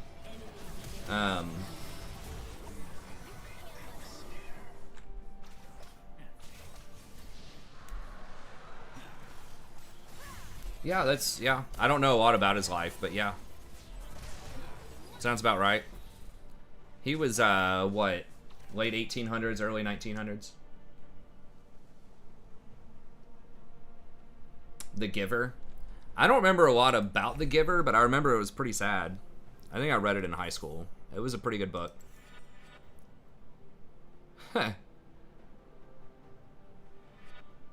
Volunteer. Yeah. Yeah, it's rough. I'll admit I don't really volunteer a lot, but I do think it's great people that do. I mean, I basically volunteer for what I get paid to teach. Let's be honest. But not like literal volunteer.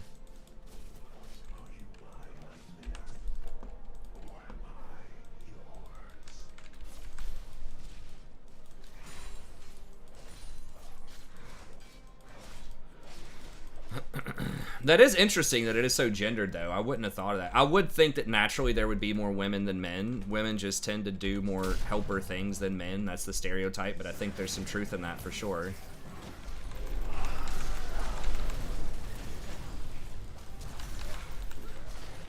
Oh my god, he's just gonna 1v1 all of us, isn't he? Ha! Yep. 3 of us can't even kill him. Let's buff some more bruiser items. He doesn't even have a lot of the really busted ones. Yeah, we're just dead.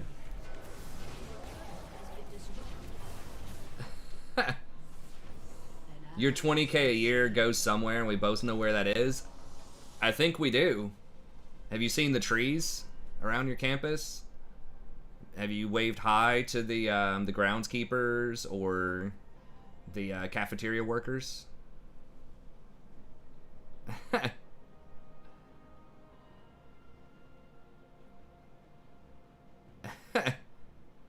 Guys complaining about being single, just volunteer. Well, that's true. That's something that I tell people a lot.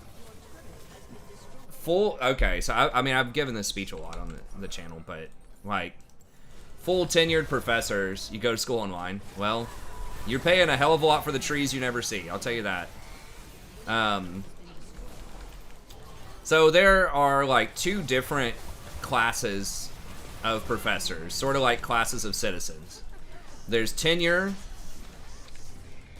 which is, those have ranks called assistant professor, associate professor, and full professor. It's basically like a union job. You do get paid a lot. You don't teach many classes. And that's it for the games for tonight, by the way. If you want to hang out for another couple of minutes while I explain this, it's fine. But this is in the United States. Other countries probably work differently. But It is extremely competitive to get those jobs. You basically, there's going to be like 500 applicants for any tenure track position, and it's going to be, you have to be willing to go anywhere, like Nowhere, Idaho. There will be 500 applicants. Nowhere, Idaho University. And it's going to be very, very narrow what they're looking for, and they'll ask for a shitload of really specialized things. Like, we want someone who can do 18th or 19th century American literature or British literature, is also fluent in Hebrew, Mongolian, and Mandarin, and someone who can also, you know, teach some art classes if they have to, preferably ceramics and sculpting. Like,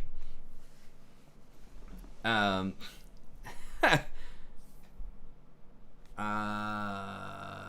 mean, it was fine.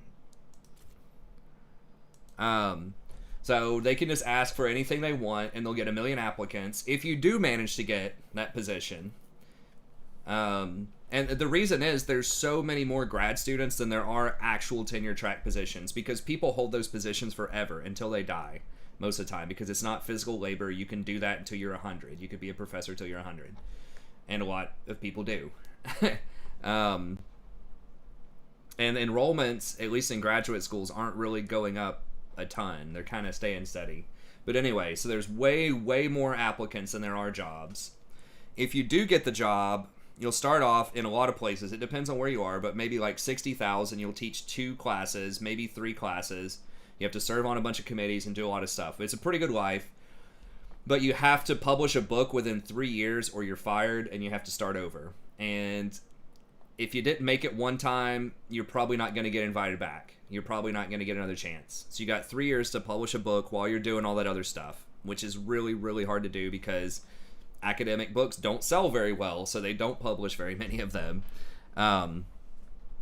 If you do manage to make it, so that's the assistant professor. If you do manage to publish the book and, you know, make it through those 3 years, then you're an associate professor. Then you've pretty much got it made. You're probably making 70 or 80,000 depending on where you live, and you're pretty much guaranteed employment as long as you don't like royally screw something up. Like, it's almost impossible to get fired unless you're like, you know, caught sleeping with a student or something like that. If it's a grad student, they might even let it slide. You know, it's got to be something like really bad to get fired from associate professor. And you teach probably 2 classes, and you're still expected to publish stuff, although you're not forced to, I don't believe, and so on and so forth. And then if you get to the mythical full professor, you're probably making $100,000 a year teaching 1 class, maybe 2, and that just doesn't really exist unless you're like an ultimate baller. Teach a ceramics class and learn Mongolian history. That's what I might need to do.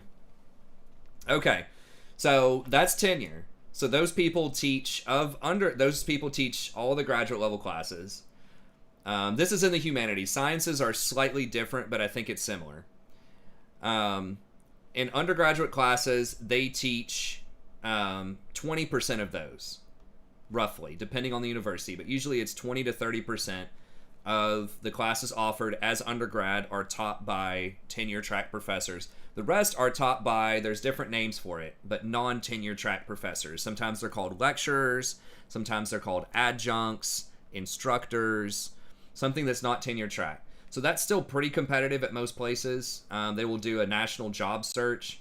Some places they only do adjuncts, like there's no rank and it's just like straight gutter from the start. Like there are some places around here, there's a 4-year college that I know of around here that they'll pay you $3,500 a class. And a lot of times you're not guaranteed employment. You might get maybe 4 classes in the fall and none in the spring. You might only get offered 2 in the fall, 2 in the spring. You might get offered none. Who knows? But even if you got offered 4 classes, you're still looking at $14,000 a semester, so $28,000 a year. Most places, if you're not tenure, they're only going to offer you 2, and then you would make $14,000 a year, $7,000 per class. And like the community colleges, there's a place around here, it's $1,500 a class. There's a place where my wife's dad taught, where he was retired, that was $1,500 a class. and they'll only give you usually a 2-2. So you're talking $6,000 a year to teach at the community college if you teach 2 classes per. Even if you teach 4 classes per, it's only $12,000 a year if you have a full teaching load. The $3,500 is actually pretty nice as far as adjuncts go. I've seen some places pay upward of $4,500 to $5,000. But yeah, it's extremely bad for lectures. I mean, literally, I'm not like McDonald's workers make more. I'm not kidding. A lot more in some places. Some of these like $15 an hour minimum wage working 40 hours a week make way more. Yeah, and some places will offer not many places, but some places will offer a path to becoming a full-time lecturer. So then they'll give you 4 classes per semester. They'll pay you a little bit more. You'll get paid about what a high school teacher makes, but you'll have a little bit more of a secure job. There aren't many places that do that, but there are some where you can work your way into that. It's difficult to do, but if you do it, then that's actually pretty decent. And I think that's where it should be. I think that it should be high school. Like, if you have a PhD in something and you're teaching at the college level, high school should be the minimum that you should get paid. Something commensurate to what a high school teacher makes, in my opinion. But anyway, so that's how it is. So if you're wanting to go into academia, you better either be willing to live on ramen noodles in your car, or you better marry money, or you better have some other kind of income. That you better work some side jobs, or be independently wealthy, be a Dogecoin millionaire, something like that. People do. It's just a lot of people think they're going to beat the system. A lot of people think they're going to get one of those coveted jobs as assistant professor jobs. It's really hard, and a lot of it's very political. Not necessarily in the sense that you might think of like Republican, Democrat, or whatever. It's some of that, but like you have to talk about specific authors. You have to play the meta, basically. Whoever's hot that people are talking about, especially in your field, you have to talk about them. You need to agree with the consensus in most places. You can have a little bit of flavor in there every now and then, but you basically need to play the game, play the meta they want you to play, because you have to get stuff published. Now, there are some journals that will take like actual interesting meta-breaking stuff, but most places will expect you to basically tell them what they already know and how they want to hear it. It just needs to be something like kind of neat. Like, there was one journal I got rejected from, one of my articles that I thought was pretty cool. It was talking about the translation of the Kama Sutra and the Anangaranga into English by this group of guys that were called the Cannibal Club, that were like these connoisseurs of pornography. One of them was like this famous bibliographer who like looked up every piece of porn he could find and kept track of it and wrote like annotated details. Hey, here's what goes on in this book, for people. It was very interesting people. It was very underground, almost like a cult, hush hush. I came across that oddly enough in this like women's, it was like 19th century British literature, women's authors things, and we read some female author, and I came around, I don't remember how I came across that guy, but I was like, hey, that's really cool. And they really liked the Kama Sutra and the Anangarangas, these erotic texts that they thought empowered women from the East. And they thought that was a different take on kind of erotic literature that was, I don't know, just better or whatever in their opinion. And so they were trying to kind of popularize that.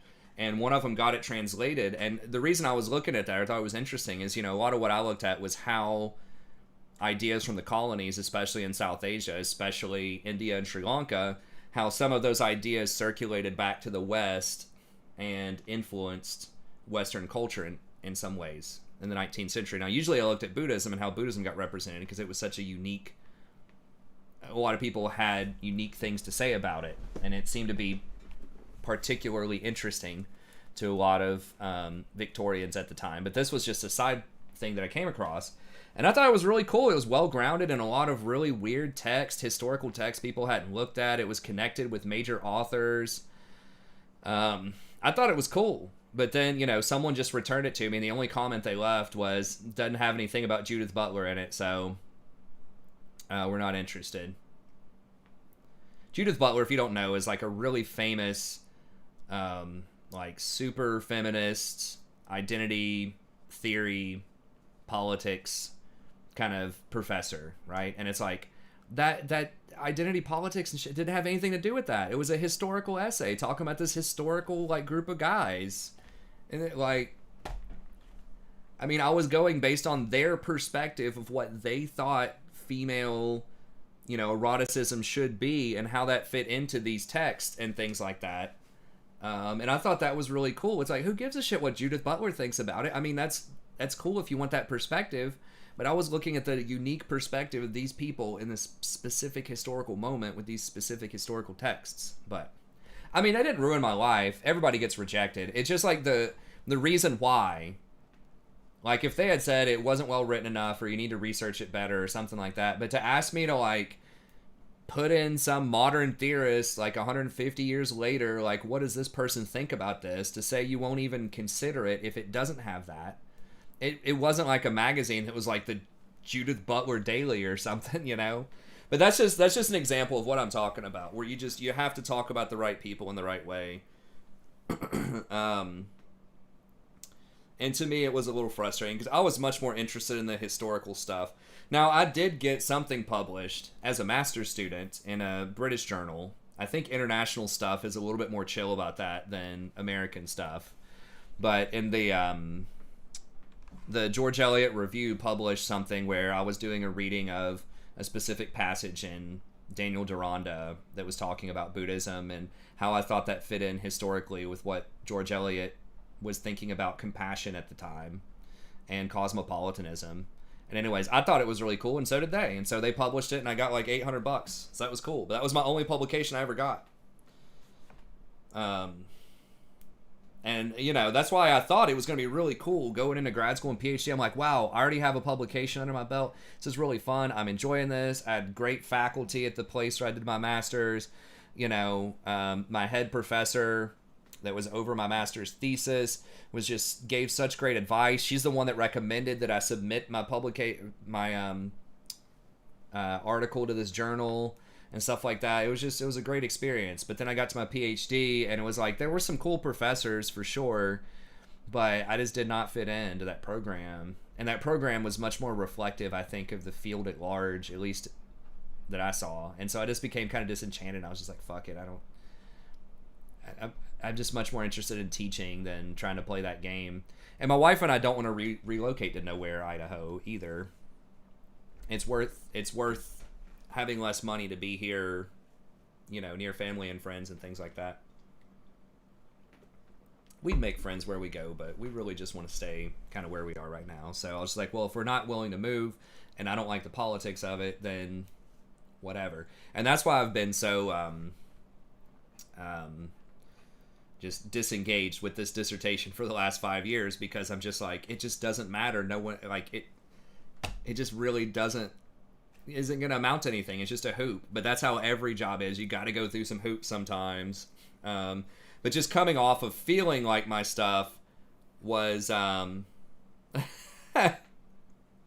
Idaho is pretty great. It probably is. I'm just mentioning that, just like being willing to go anywhere. Juneau Community College is kind of the meme as well. Oh, I'm sure a lot of them do. Well, once you get to be associate professor, you can do whatever the hell you want. You know, like you can try to publish anything. Well, some of them are lucky enough to do it, and some of them really do enjoy doing that stuff, the identity politics, and some of them don't do that. My professor didn't do that. She has some, but she was much more historically grounded than theoretical, I think. But anyways, that's why it's tough. But I need to finish it, if they'll still let me finish it. I'm kind of down to the wire here. I've got, like, I can maybe get up to, like, 1 year till next summer to finish it. Yeah. But, I mean, it would help me here. Like, I could get into a better position. I could get into, like, one of those full-time lecture positions I was saying, where you're guaranteed more classes and you have better job security and stuff like that. It's not a ton more money, but it's just better security. And I could teach a wider range of classes. Like I could teach a Brit-Lit survey class, whereas right now I'm pretty much just relegated to teaching like your English 101, 102 type of classes, which is fine. I enjoy that. But it would be cool. I mean, just like anything, right? To spice it up a little bit and try something that's a little bit different. But so I'm happy with what I have, but it would be nice to have a little bit more job security. So that's why I need to finish it. But that's a very different set of motivations than actually being interested in it, actually thinking I'm going to go all the way, and publish this stuff and be a full professor and stuff like that. And the thing is, we're just comfortable here too. Like, I don't really, like, money's good, but we're so used to living a pretty frugal lifestyle. We don't, like, need the money. We're not going to be starving on the street if I don't have that money. And my lifestyle's so great, just teaching some, doing the channel, got the family, hanging out with friends and stuff. It's just really hard to be motivated to do something when you're pretty happy with how you are. And when you know what you need to do is going to be a pain in the ass. But I need to do it. It's just like 1,000 hours, but I could, like, over the course of a year, it's probably 3 or 4 hours a day, and I can do it. And I think it'll be fun once I get into it. I just gotta, like, get moving on it, and I think I can turn it into something that's probably going to be pretty interesting, but I really need to commit to trying to finish it. But anyways, sorry, we probably got like 5 viewers left, but I just figured I'd go on about that. Yeah, we're still going, Black Falcon. The same stuff, just different people that haven't heard the story before. Academia, but I sprinkled in sort of what my motivations were, and I think it's cool to kind of share that just in case there are something. 1,000 hours to write the dissertation. Probably closer to 1,500. I mean, it's got to be like 200 pages ish, and you gotta think, all the research. I've probably got to have 100 to 150 books. Doesn't mean I have to memorize every word in them, but got to read a substantial amount of different things. So including all that reading, and then revising, PhD, like the dissertation is usually at least a 2-year process. For people that are really hauling ass, they can do it in 1 year, and that's what I would have to be. Most people who get their PhD, it's like 6 or 7 years in English at least, past masters. But a lot of that's because they're loafing around, just basically having to be drug across the finish line because they just don't give a shit anymore by the end of it. Almost everybody that I've known that has done a PhD in literature is not an assistant professor or like in that tenure track. I think I know one person, and she was pretty cool. Like, no, I know two. One was definitely in the game. She knew the politics. She was interested. She was playing the meta, and she was very smart, so she got it. And there was someone else who had a very specific niche that had very good coaching, and does some pretty cool historical stuff. But oh yeah, being a professor is way harder than being a nurse, because there's no guarantee for your job. It's harder than almost anything, except for other competitive things, right? I mean, it's on par with like trying to be an actor or trying to be like a professional athlete. Not quite as competitive as those, probably, like professional athlete or like, main role actor, but it's like it's approaching that level. It's probably like trying to be like a college athlete or something. It's something that's just really competitive, and there just are not a lot of spots for it.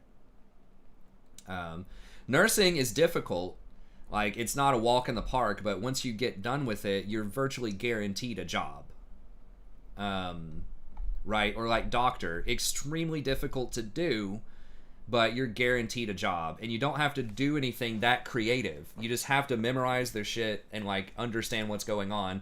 When you're in the humanities, you have to do something creative. It has to be within the meta. You have to play within the sandbox most of the time, but it has to be something original and innovative in the field. And there's a lot of politics. Like, there's not that much politics with like actual science. I know people try to turn science into politics, but there are some doctors that are going to disagree with some stuff. But by and large, mainstream doctors, like, there's a certain set of things you need to know, and if you know that, you can become a doctor, or a nurse, right? Like, there might be some slight tweaks to what you might recommend in certain situations, but like 90% or more of it is mapped out. Like, hey, the patient has this. If you identified it correctly, there is this set of things you should be doing, you know? Like, it is complex, but I feel like there's, I mean, maybe I'm wrong about that, but I feel like there's much more of a playbook that you follow in most situations.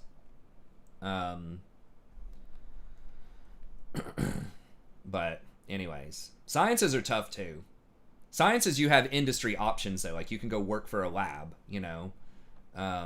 You don't have to just work at a university. PhD, like in humanities, you have to work at a university. There aren't, you can't just go not and do the kind of work that you trained for. You can go do sales or something, but you know, if you're a biology PhD or something, if you don't get a job at a university, you could go work at a lab for Pfizer or you know, some other big Abbott, some other big lab or something like that. My undergrad, I did major in philosophy. One of them, I majored in philosophy, English, and religious studies.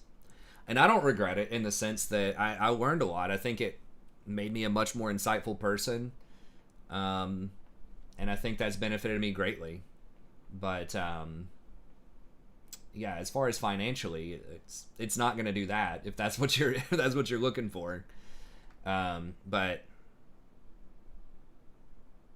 yeah, I mean, you're not going to get a job probably doing exactly that. You're going to have to do sales or, you know, something else.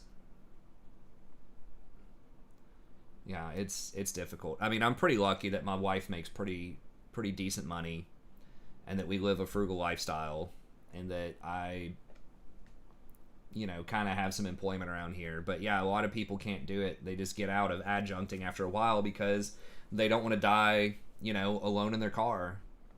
I've got one friend who does like academic coaching at a university who has a PhD. I've got someone else who teaches high school, has got a PhD, teaches at a private high school.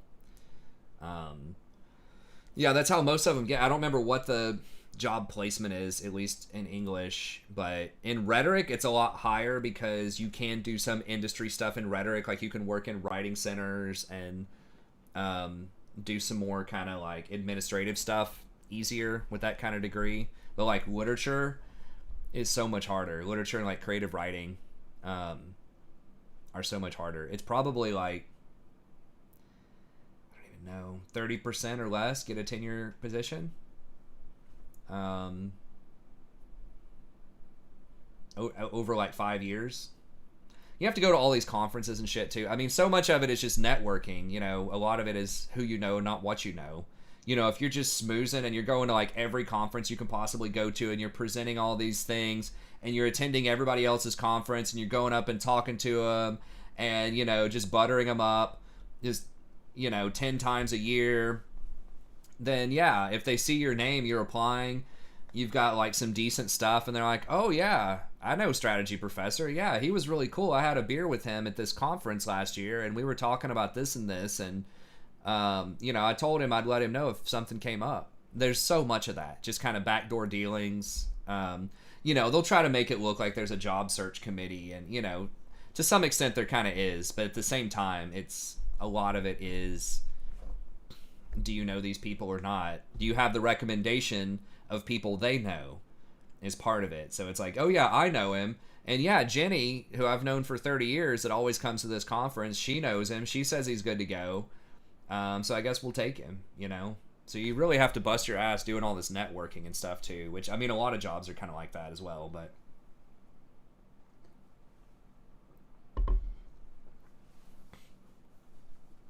What is your fear again? Or your field again? Wasn't it math or something, Jacob? I can't remember. There was someone who was saying they had to write like a 150-page master's thesis or something in like math. I was like, how the hell? But then they said it was a bunch of graphs and things like that, which makes a little more sense. Anyways, I probably got to get off here. It's been fun chatting with you guys, though. Thanks for the handful of people that stuck around. I do like talking about academia. It does make me feel a little more motivated, just kind of, you know, being in the conversation a little bit. Just talking about the field makes me, you know, want to get up there and like write some stuff. There's actually 20 people that stuck around and hung out, which is cool. That's more than I thought. Sociology.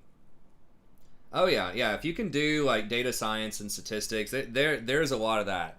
Interpreting, because part of that I assume is going to come into interpreting like social trends and stuff like that. I know there are algorithms that do that too. Like a lot of that's computer science, but yeah, interpreting trends and like trying to figure out marketing or public policy. Like there's a lot of stuff you can probably do with that.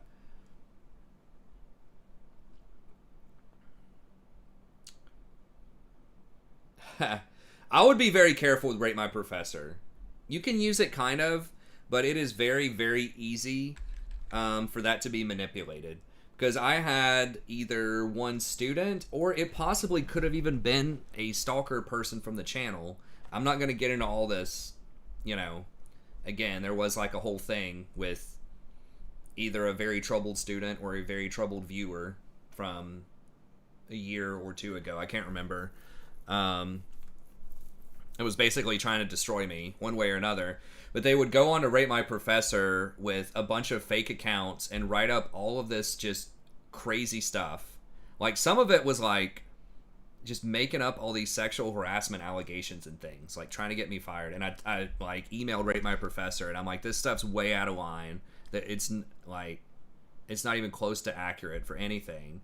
And so Rate My Professor took that stuff down, but they left all the other stuff, just the generic, this person sucks, and just making up all this weird shit about my classes. Like someone said they turned in a lab report for a paper and like got an A, and it was like this easy class, or that I just like sit around. One of them's like I sit around and pick my nose, and give all the students extra homework for, you know, like I don't do any work and I make them do all my work, and all this just random shit. Yeah, it was bad. But the reason that I know that a lot of that's fake, not only is it really outlandish, but when I look at the actual student evaluations, you know, where you have to have a university email that's unique, and you sign in and it's anonymous and all that stuff, overwhelmingly, I'm like one of the most beloved professors in the department. My ratings are always through the roof, like positive. Like, I think I've had like maybe one negative review in the last like 3 or 4 years. Maybe not that extreme, but it's like if you looked at Rate My Professor, it would look like I'm one of the worst professors in the department because it's anonymous and you can just have one person just write up a shitload of negative reviews, but the actual evaluations tell a completely different story because, and those are obviously going to be way more accurate because you can only do it once. You have to be a student in the actual class. You have to be on the roster, and it has a unique email to it, and it's anonymous. So that's how I know. Like, it could be, you know, that the negative students just don't do the anonymous evaluations. That's possible. But the sheer volume of negative reviews on Rate My Professor versus the sheer volume of positive reviews, some of those negative people would have written on the anonymous reviews. You know, that's what I think. But anyways, so that's why. So I mean, like, Rate My Professor can be cool, but you just have to kind of be a little careful because it's anonymous. You don't have to have a university email. I wish they would, because I think that would be a really cool resource for students to read, to be able to see those evals. You might be able to see the in-house evals, at least the larger statistical numbers for specific professors, depending on your university. But anyways, it's too hard to figure out. I just gave it up. I was just hoping the person went away, because I don't even know if it's a student. That's the scary thing, is it could have been a disgruntled viewer from the channel. There's only one student I could think of, and the more I interacted with her, she was very emotionally troubled, but I just don't think she'd care enough. I don't. You know, she had a lower grade than she thought she should have early on in the semester, but I was just consistently nice to her throughout the semester. Even when she was getting kind of crazy with me, I was still really nice. And at the very end of the semester, she ended up getting the grade that she wanted. So I just don't think she would give that much of a shit to go to like those lengths. And it goes way further than that I'm not going to go into. But this like whoever this was really trying to get me fired, like making up stories about me and like submitting them to administrators and things like that. And we got it all sorted out, but yeah, it's rough. And I just don't think that she would even know to look for me as a content creator, because I never mentioned that to my students. I never mentioned that I have a YouTube channel or, you know, whatever. And so that's what makes me think it was potentially a, you know, disturbed person from the channel, because people on the channel know that I teach. And if you were really like, you know, hunting it down and you were disturbed, you could probably figure out where and, you know, hunt me down. Right. And so and at the time we had a Facebook page, which we don't anymore. But at the time we did, and it was using some things that were written on the Facebook page. And so that's the scary thing, is that it was a lot of, it just seemed like it was just someone from the channel. That fortunately the university I work at is very cool. You know, they did an investigation and, you know, all that kind of stuff. And they were really reasonable, and I went in and talked with them, and, you know, I put forth my theories about what was going on, and, you know, they just threw it out, and they were very reasonable about it. But yeah, that kind of stuff it could potentially ruin people, you know. Do I have to disclose that I have a YouTube channel? I do now. They just had us do an outside disclosure thing. And I think it was because of what the Chinese students or professors or something that were doing research at Harvard or something. It was some kind of scandal with Harvard, and someone affiliated with China was like potentially giving away some of that research back to China. It was something with that, to where now you have to disclose every outside interest that you have. I'm a professor in English. I teach mostly persuasive writing, although my background's in 19th century Brit Lit. But yes, I do have to disclose to the university at large. I don't think my employer, like the department, doesn't really care. They're just making sure that I'm not like trying to monetize things or like sell away trade secrets. It's kind of a weird area, because they probably would think it was questionable if I did tell all my students and I made them watch videos on my YouTube channel or something like that. But yet professors can like force students to buy their version of the books, right? Like real professors that have published textbooks can say, hey, you have to buy this book that I published for this class, right? And that's cool though. So they're like monetizing the students in that way to some extent.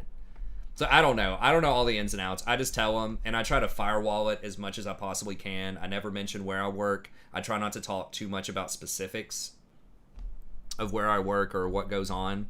Although I think it is interesting for, you know, college students or people who are aspiring to be college students. I think it's interesting to hear about that. I would have been very interested to hear about that if I was watching a gaming channel. Didn't really exist back when I was an undergrad, thinking about my major and stuff like that. I would have loved to hear stuff like this. So I try to hook it up and just have some discussions, but I never tell my students about it, never recommend it, never talk about where I work, so specifically.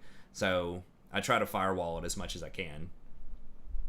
But yeah, the department heads know that I do this also. At the places where I've worked, I talk with them about it. And they're cool with it. A lot of them think it's pretty interesting.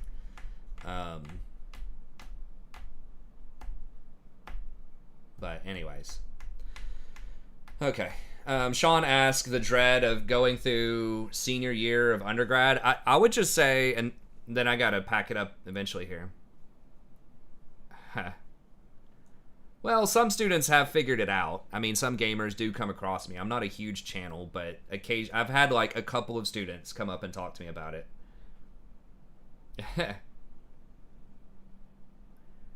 Hey, thanks. I appreciate it, Sean. That's something I try to bring to the table, is just, you know, talking about whatever people want to talk about. And I've, you know, had some experience, or have at least thought about a wide variety of topics, even though I may not be necessarily an expert in everything I talk about. I try to at least, you know, add some thought-provoking stuff.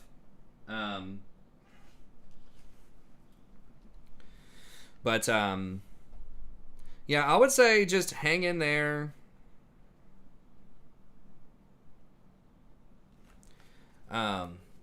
Just hang in there and just do the best you can your senior year. I know it's easy to get blown out. I kind of was my senior year. I had very good attendance and, really good grades. My senior year wasn't like terrible, but I did start skipping an 8 a.m. class.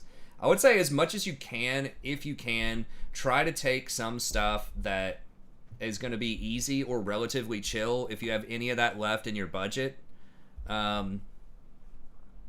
Or like try at least not to just try to make your schedule as easy as possible your senior year, where you're still going to meet your requirements for your degree. So if you have some options to take some easier classes, or if you can take a 10 a.m. class instead of an 8 a.m. class or something like that, unless you just really like 8 a.m. classes, just try to do that. And try to do some de-stress stuff as much as you can. See if you can join a exercise club or gym or yoga thing, or just something like that to just try to chill and de-stress. And depending on what your life goals are, just make sure you're getting stuff done, right? Make sure you're getting those applications done ahead of time. Make sure you're taking your GRE or your LSAT or your MCAT or whatever it is you're trying to do. So you do want to make sure you're on top of that as far as qualifications. Decide if you want to try to go straight there out of undergrad, or if you're taking some time off to figure out what you want to do or whatever. I took 3 years off between my undergrad and master's. I didn't know what I wanted to do. I just worked in a restaurant for 3 years. I was going to try to be a creative writer because my undergrad in English was in fiction, and then I switched to lit when I went to grad school. And I spent 2 years like submitting applications and getting rejected because my writing just wasn't that great. I didn't put a lot of effort into it. I didn't really understand just how important it was to study sort of the meta, the genre, and stuff like that if you want to get published. Then my friend has suggested, hey, why don't I just do lit? And I said, all right. So I did, and then I got in. But anyways... Hey, thanks, Poseidon. I appreciate it.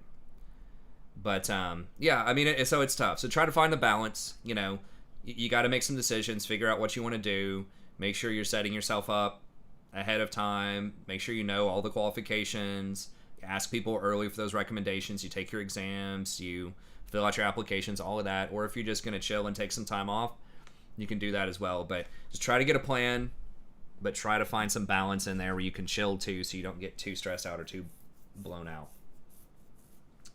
But anyways, my senior year was okay. It was a decent balance of stuff, which is pretty cool.